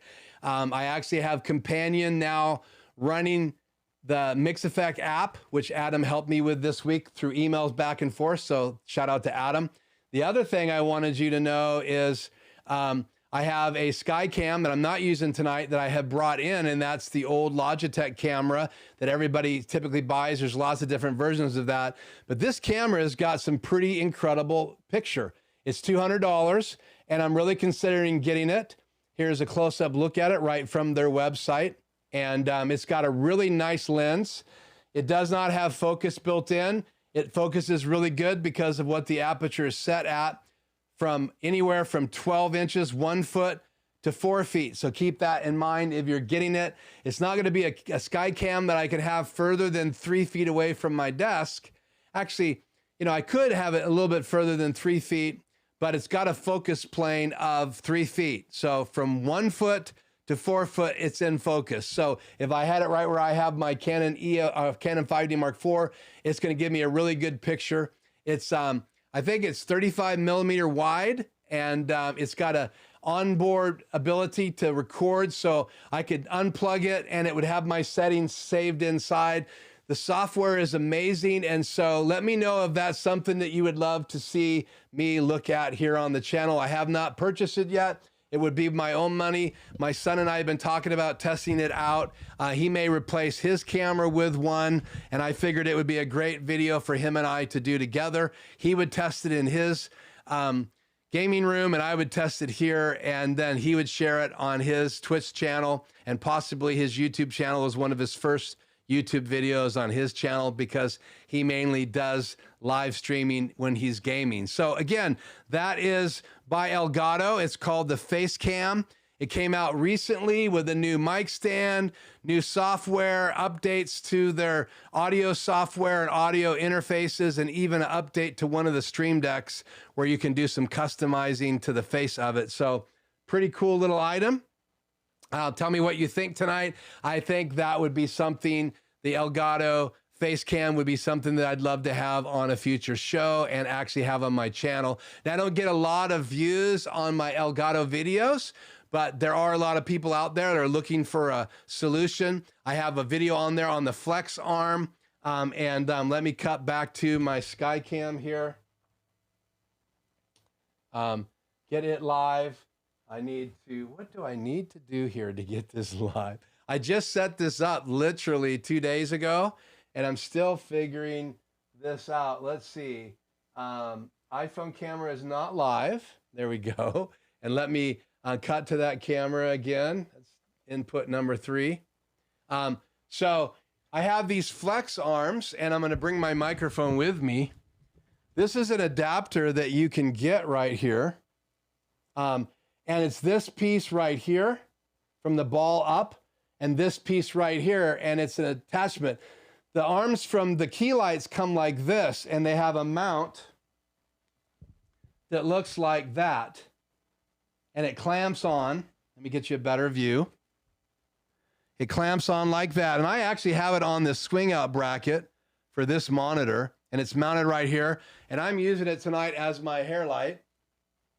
And that's my Elgato key light. And then my other flex arm, I have 2 of them. I'm going to keep the microphone right here. And it's my Skycam. So it mounts right there on my closet arm. And it's actually, this is getting ready to break, so I got to get it down. It comes all the way out. And I have a kit and a half up here of flex arm kits. So again, guys, that are the key lights. My son has a key light Air, and he absolutely loves it. So those I can operate from my Stream Deck.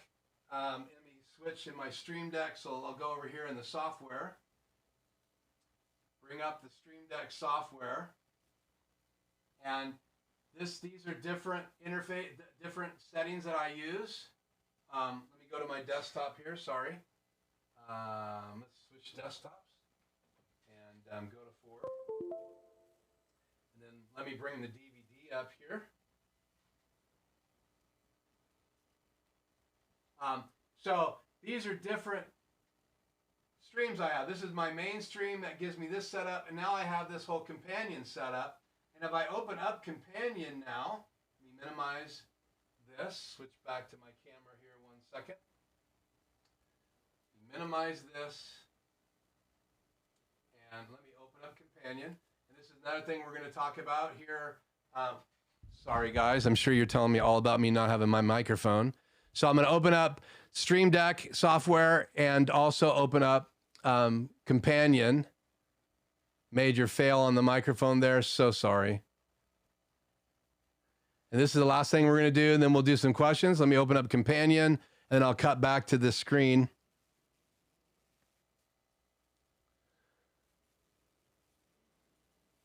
So back to my desktop. And so I launched companion, the GUI, and here you go. So once that's open, I'm going to minimize this, and then I'll go back into the Stream Deck software, and it populates all of these buttons. So these buttons, I have a number of pages, and I can go up and down through those pages and redo them. So, but that runs from the companion app right here, BitFocus, and I can set all those up. Blackmagic Design, ATEM Mini Pro if I wanted to control it from companion, and Blackmagic ATEM Extreme, and also I can control mix effects, and I have all of these different choices for buttons that are pre-programmed, and ATEM has 150 buttons that will be available very soon. And this is a beta download from BitFocus from their site, their beta site. So you got to download that in if you want to use these buttons in companion so that you can control both mix effects. And then you'll be able to control, and I'm opening mix effects back up here. You can control mix effects in the switcher settings and be able to use super source buttons inside companion, which is really, really, really cool. So the last thing I want to show you is the front of the Stream Deck when all this is working together. So let me get my mobile cam up here and let me cut to channel 3. And I think my key is going to stay on. Yeah, it should stay on. So let me cut back to this camera. So here is the front of the companion running on the Stream Deck now because it changed. I'm running companion. And I can go down through my different pages. There's 99 pages. So I've got these pages up. I can change these super source layouts from companion now too. So companion is controlling mix effect. Oh, and I don't have my, let me do this. Sorry. Companion is able to control mix effects, and there's some settings that we'll cover next week on how to do that. I had to learn. And then I can go up through the pages. And so I have these different pages. So I can literally cut cameras and change sources all right here. Here's camera 1, here's camera 2, camera 3. So right now, if I wanted to cut back to camera 2, I can hit that button and then hit auto. And now I'm back. And I have my DVD on. And I'm still working on the buttons and the pages to get them the way I really want them to be. But now I could have the Stream Deck over on the table. I could have another one plugged into my PC, and I could be controlling my whole show, including mix effects from companion, or just use my iPad mobily. So let's turn that off. So with that, let's look at the questions in the chat, see if anybody else joined us. I see Miguel Hampton in here. Great show. Thanks for sharing. I just went live the other day with an iPad, was wondering what app to use to get a clean image, and that is a setting in FilMic Pro. So just search FilMic Pro. There's so many good videos out there. Just do FilMic Pro clean video, and that should help you, Miguel. I've done hundreds upon hundreds of hours of research on that stuff, and I chose not Mix Effects, FilMic Pro as my app of choice on my iPhone, and I think it's available for Android. Take a look and check it out. But again, there's plugins, so you can really control it. You got to pay extra for the plugins, but you can control white balance. There's some film looks that you can buy and bring into your footage. You can go into with a new, I heard this week with a new iPhone 13 Max Plus, the new cameras, you can actually record in FilMic Pro raw footage and then actually put a look over top of it, which is pretty incredible, but you'd have to pay for the looks. And it's the FilMic Pro has it's a pay app, and there's add-ons, so keep that in mind if you decide to use it as a tool. And then you can either tether through your Apple TV, or there's other ways like Chromecast to bring into your video in to your live stream or into your mixer. So hopefully that helps you. Congrats on 800. Thank you so much. Any other questions? Later, Tony, if you watched the end of this, I did see your note. Thanks for letting me know you had to run. Why do you use a 5D Mark IV instead of the EOS R as the main camera for the shows? Wouldn't it be better with the EOS R? I don't know. The jury's out on that. I will say this, Freddie. The EOS R is a great camera. I love that it has the flip screen, but because I have confidence monitors, and I've thought about switching them, so The EOS R, if I was recording 4K, is obviously better. There is some features in my 5D Mark IV that aren't in the EOS R. The sensors are both full frame. So I don't know if I would say that the live stream footage would be better on the EOS R than the 5D Mark IV. I think you can buy them for similar amounts of money. I bought mine my EOS R actually refurbished from the Canon store, and I had no problem. I bought 2 cameras that way. No, 2 lenses and 1 camera that way. So I'm very, very, very happy with the results from the Canon refurbishing site. So you don't save that much money, but to get that EOS R going and in the studio, I did that. So I hope that answers that question, Freddie. Let me see if I missed any other ones. Would you mind me going through all the inputs one more time? Okay, I will do it one more time. I hope you guys will be patient. Let me cut back to this shot right here and bring up my DVE. Picture in picture. So one more time. The main streaming source, guys, is my Extreme. I'm streaming from it right now. I'm also recording. But I wanted to get more inputs, so I'm using the ATEM Mini Pro to bring in all of its inputs into channel 3, and it's live right now because channel 4 is my iPhone. Channel 3 is my multi-view. Channel 2 is my HyperDeck, and channel 1 is my overhead camera, camera 3, my Canon 5D Mark III, which is right there. Now I can switch what comes into channel 2 right there.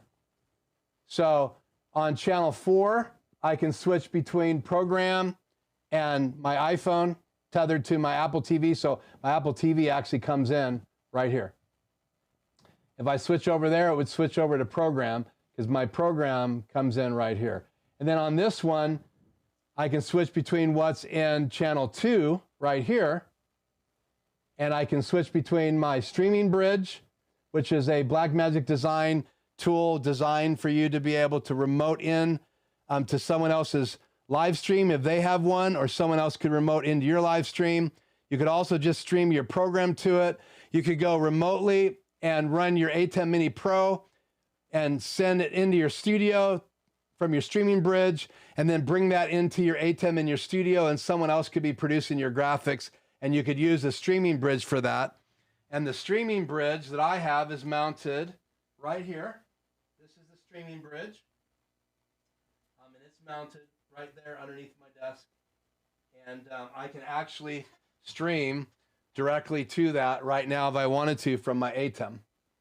So I could, I'm not sitting anything out. I'm not encoding anything out of the Ethernet. So if I hit the on air button and I had that set up to stream to my streaming bridge, then my streaming bridge would go live with whatever my ATEM Mini Pro was showing. So keep that in mind. So I would probably want to use this in different situations, mainly when I have a guest, and then I would bring that guest in on channel 2 into channel 3. So channel 1 in my ATEM Mini Extreme ISO is my EOS R right there. Channel 2 is my 5D Mark IV right there. This camera right here. 5D Mark IV. Camera 1, EOS R right there. Input number 3 is my program out. That HDMI right there comes in here, so I can bring all of those into here. I could even bring the media pool into that channel if I wanted to. This is my desktop, and I can bring both my PC, which is right here. That PC can come in. Oops, sorry, I just killed the camera.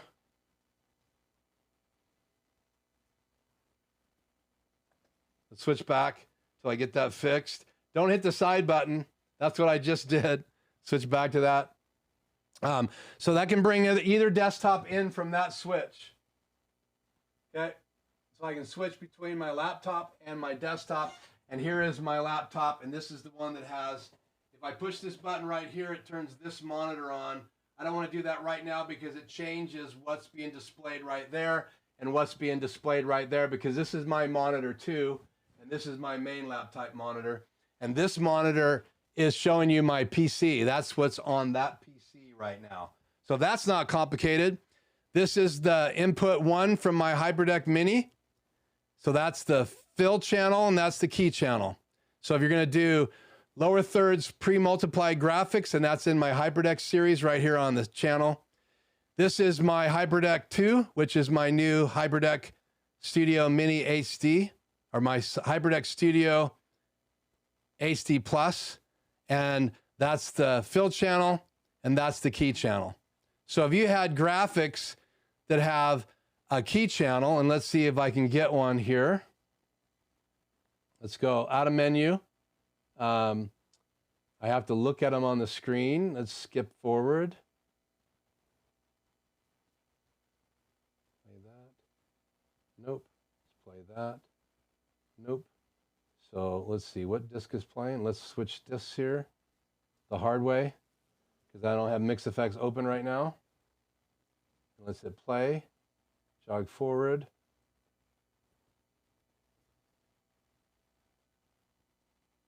Yeah, no alpha graphics on that one. Let's look on this one.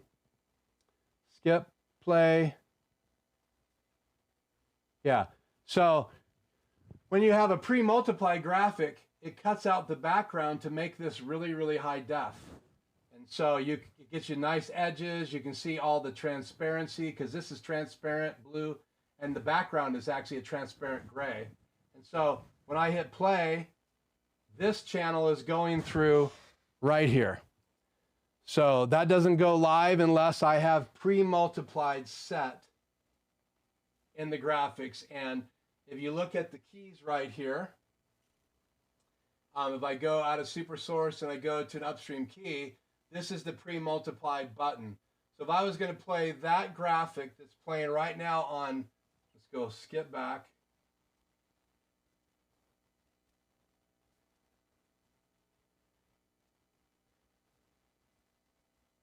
Hit loop. If I was playing that graphic right now in the live show, I would want pre-multiplied in. So that's why you have a key and fill channel. So fill and key,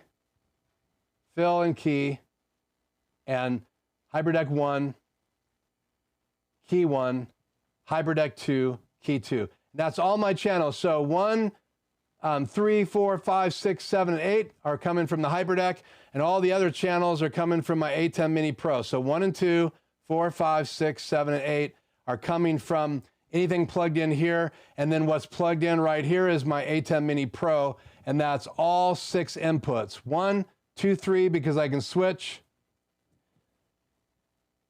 So that's 1, 2, 3, 4, and then I can switch 4 from program to iPhone again, and that's right there, and those need to be reversed, and I'm going to switch those this week. So I'm on channel 4 right now showing my iPhone, and my iPhone, as I said earlier, is tethered right now to that Apple TV right there.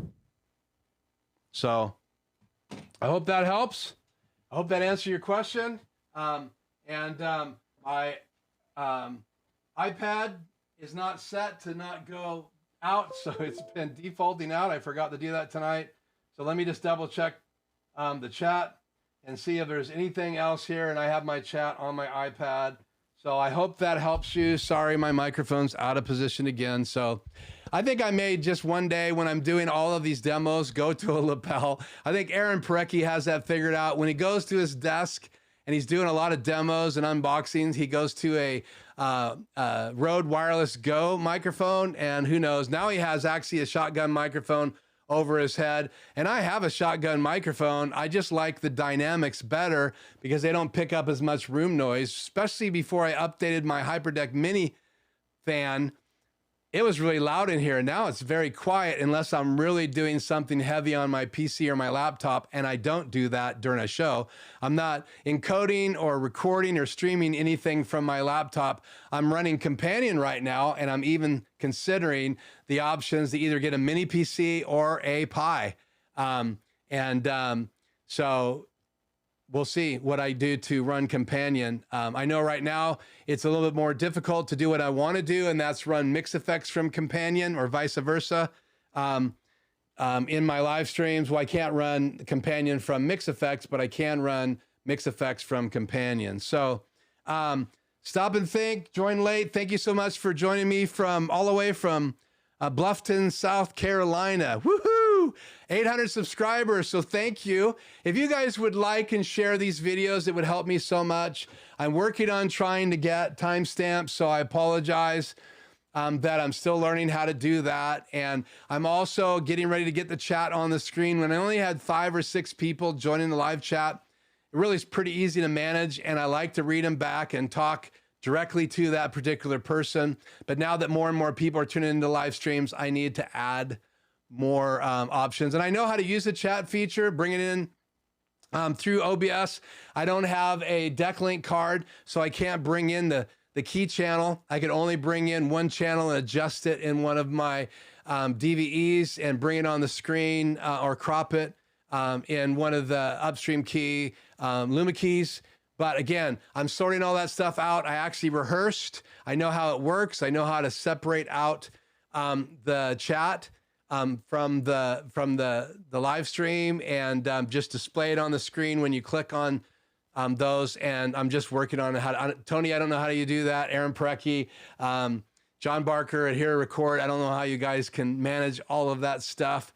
Maybe it's because I've added so many different things in here, and I try to give tours of different parts of the studio every week. So again, that's all I had. If you guys have any last questions, I don't know if you have any questions from Buffalo, South Carolina, for joining us late, but I'd love to answer any of those questions. Tonight we talked about tethering and how I wanted to get away from that. I can still tether into my HyperDeck if I want to record. So I still have the ability to come into my 6G converter, HDMI in and an SDI out into the back of my input on my either one of my HyperDecks. I still may tether an iPad so that I can either be mobile with my iPhone, and then when my iPad is on my desk, I can switch to that to bring in Mix Effects, and that's probably where I'm heading. I don't think I'm going to add another switch to that.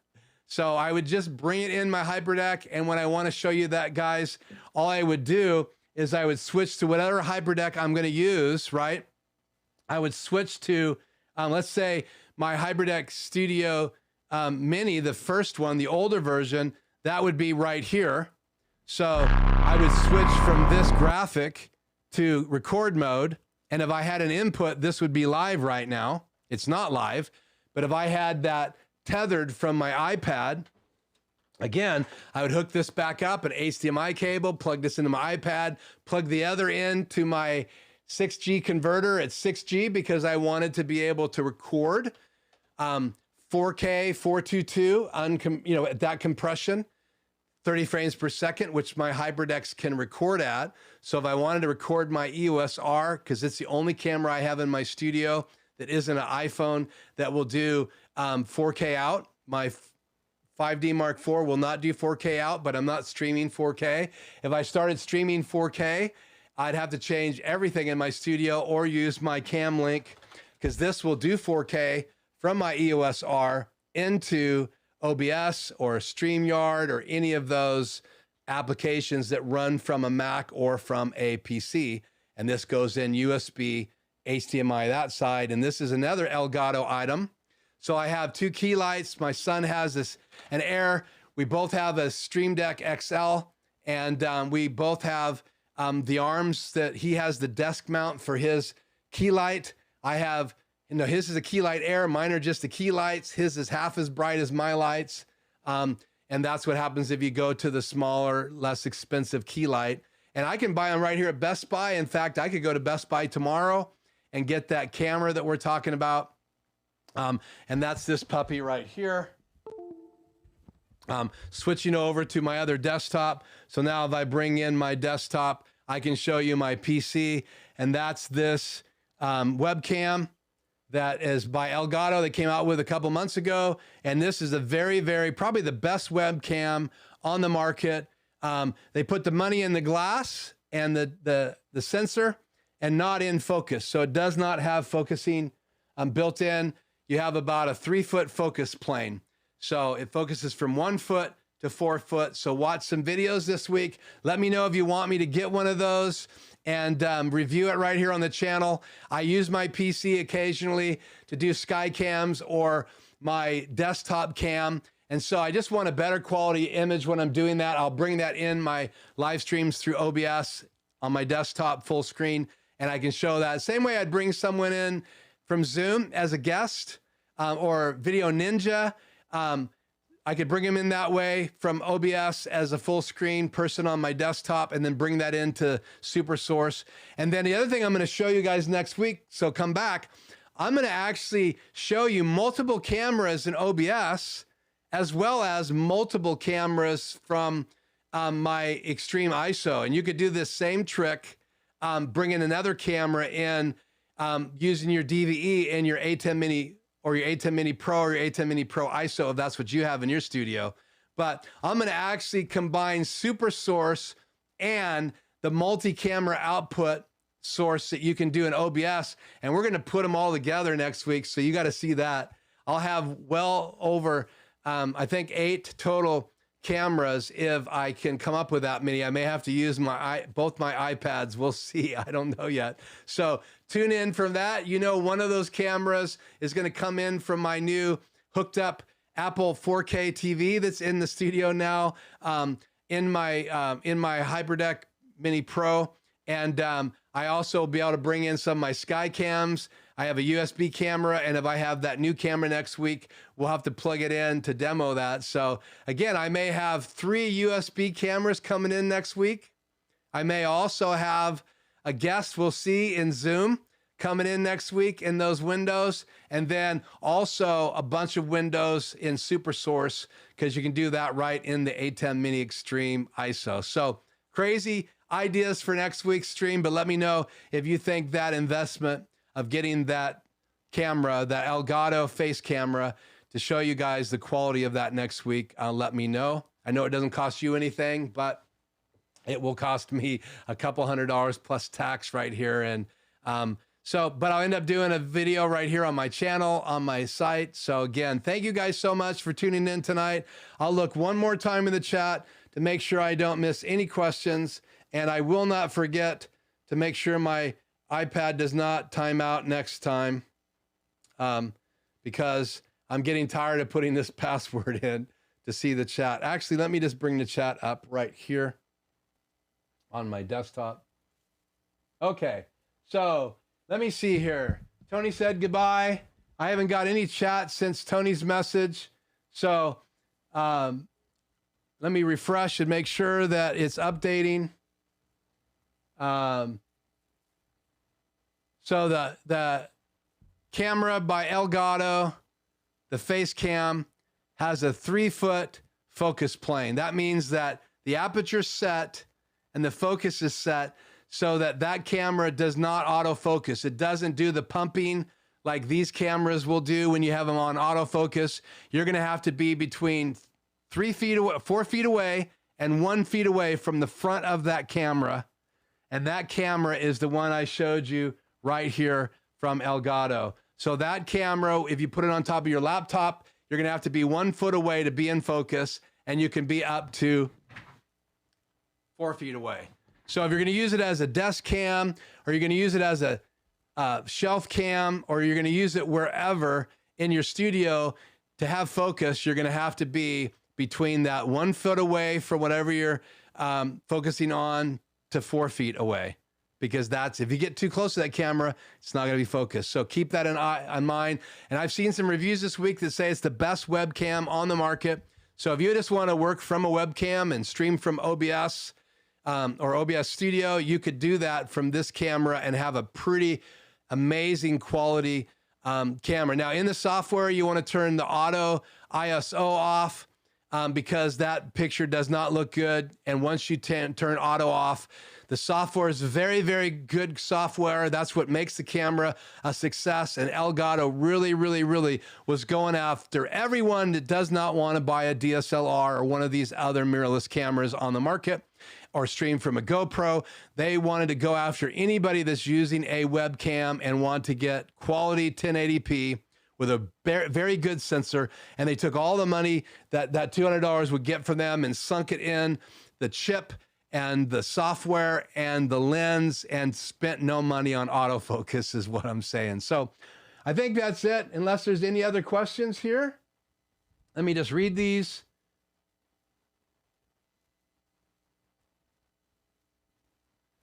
Good, Tony, I want to hear about your SRT streaming. So go over to Tony at Quick Tech Solutions and subscribe. If you want to learn about the behind the scenes stuff, NAS's backup, all of that stuff.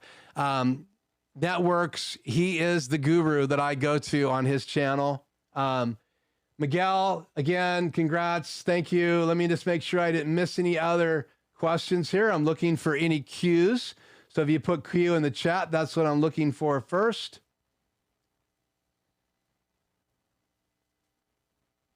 No, you do not have to have Wi-Fi to use the Elgato lights. That's another question from, who asked me that question? I can't find it again now. But you do not have to use that. Now, if you want to manually control them from the software you do, there's a phone app to control those. This is why I like the Elgato lights. I'm going to turn FilMic Pro off, and I'm going to open the Elgato app.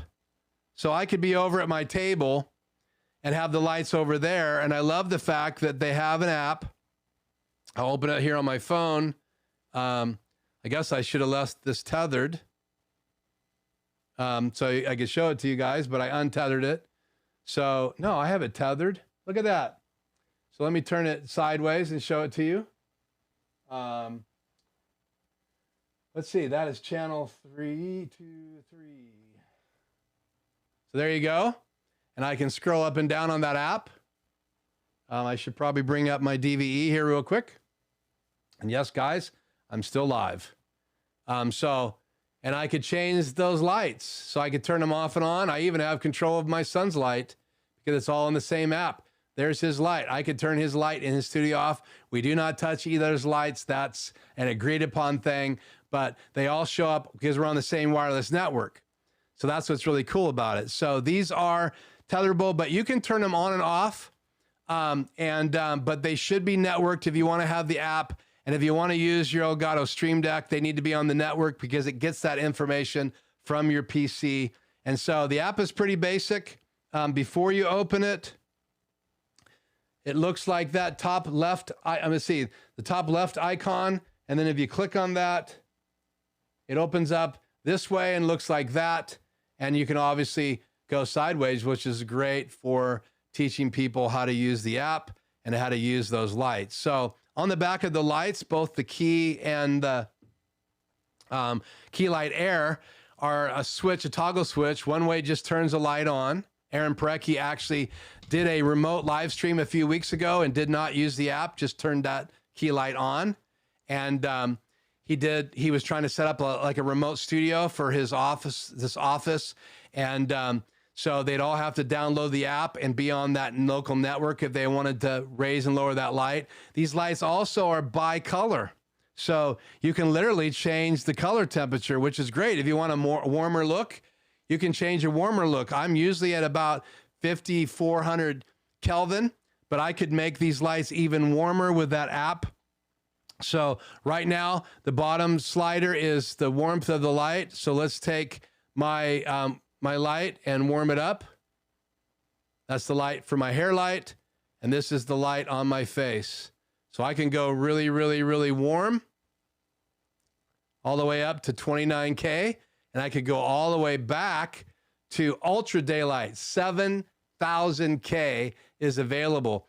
And if you don't know anything about these lights, guys, they have multiple filters built into them. They're about this wide and this tall. And for a small light with the filters on them, they're about as soft as you can get out of a light like that. So a lot of gamers will have one on the right and one on the left. I like to have a hair light and I like to have a key light, and it's just off the camera. So your left, my right, as I'm shooting here live. So guys, thank you so much for being on the live stream tonight. I appreciate it. I appreciate the 600 subscribers. Those of you that shouted out to me, because I'm a grandpa now and have a new baby granddaughter. I'm looking forward to get a chance to hold her again this week. And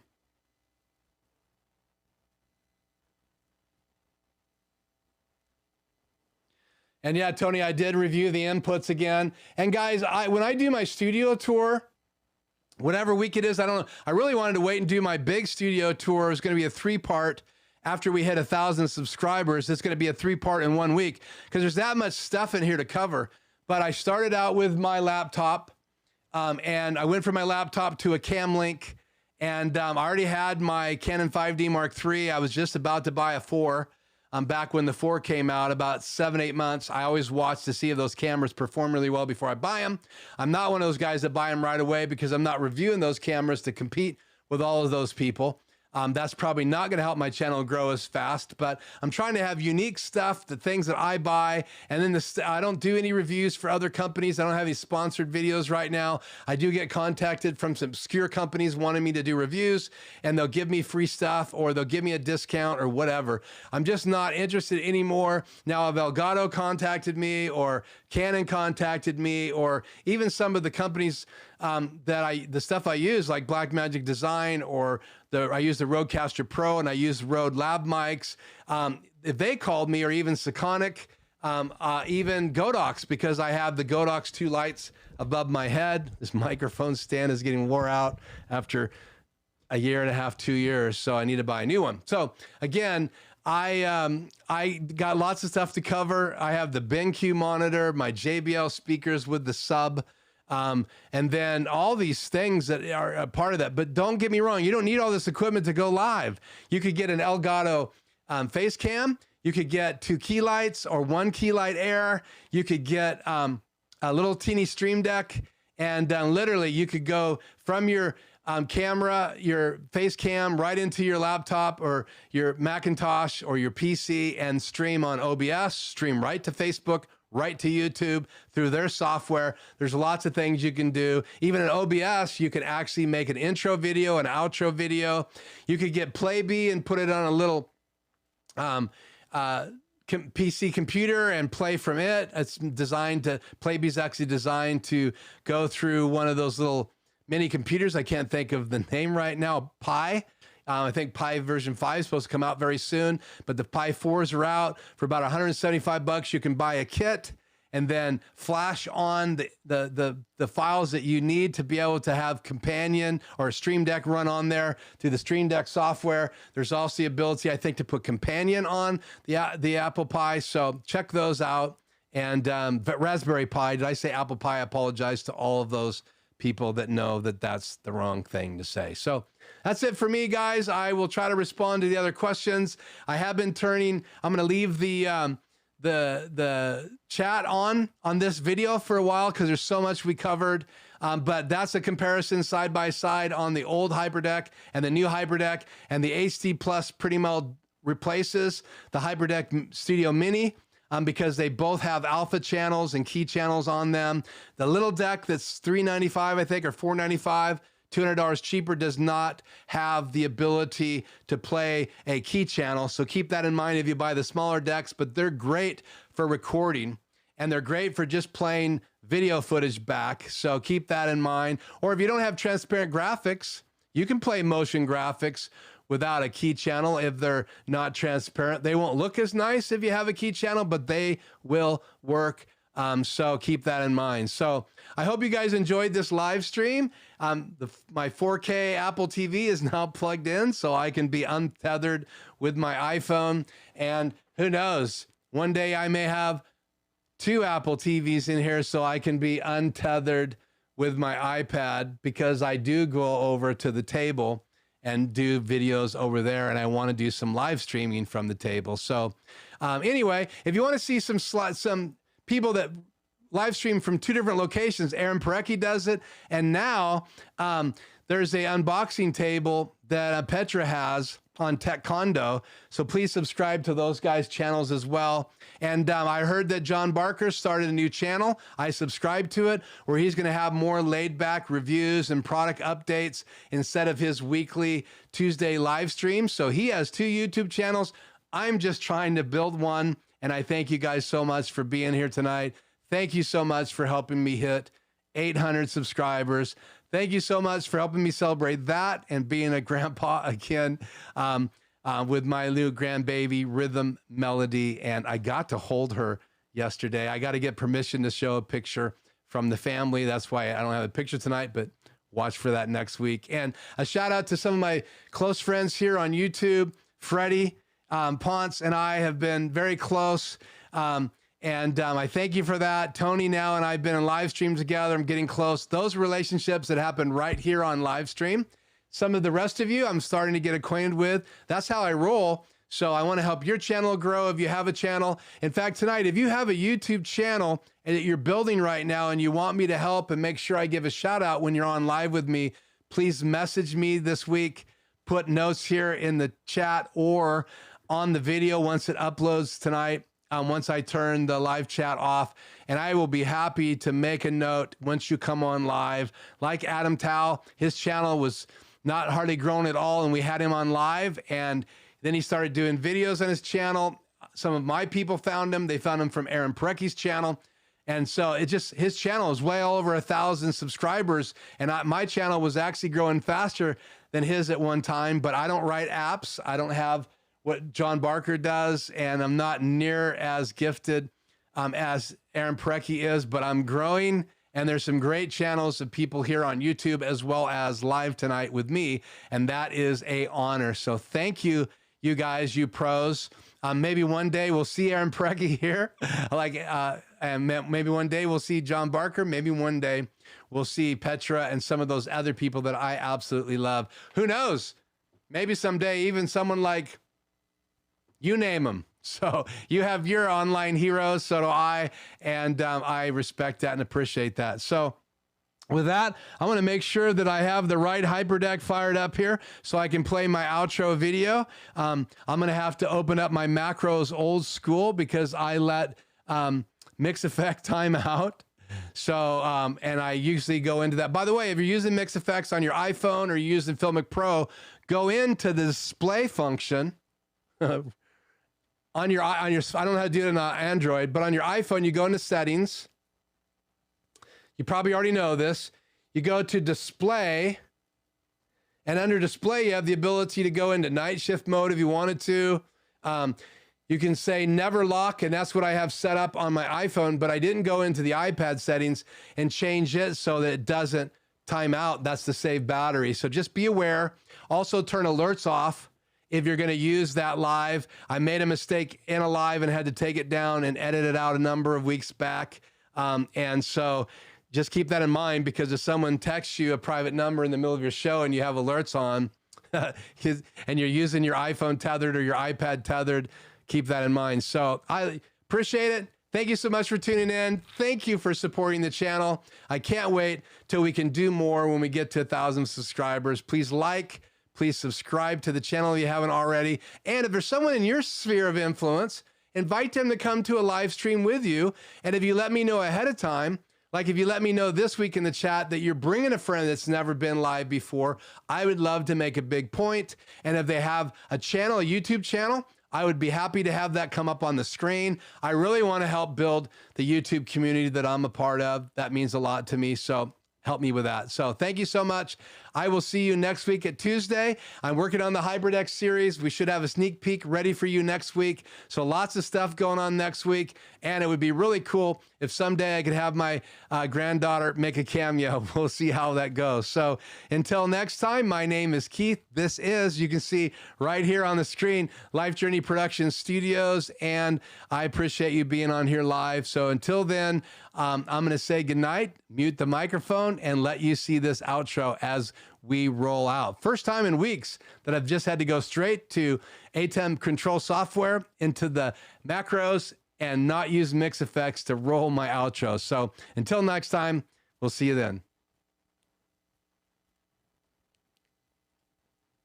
Outro Play.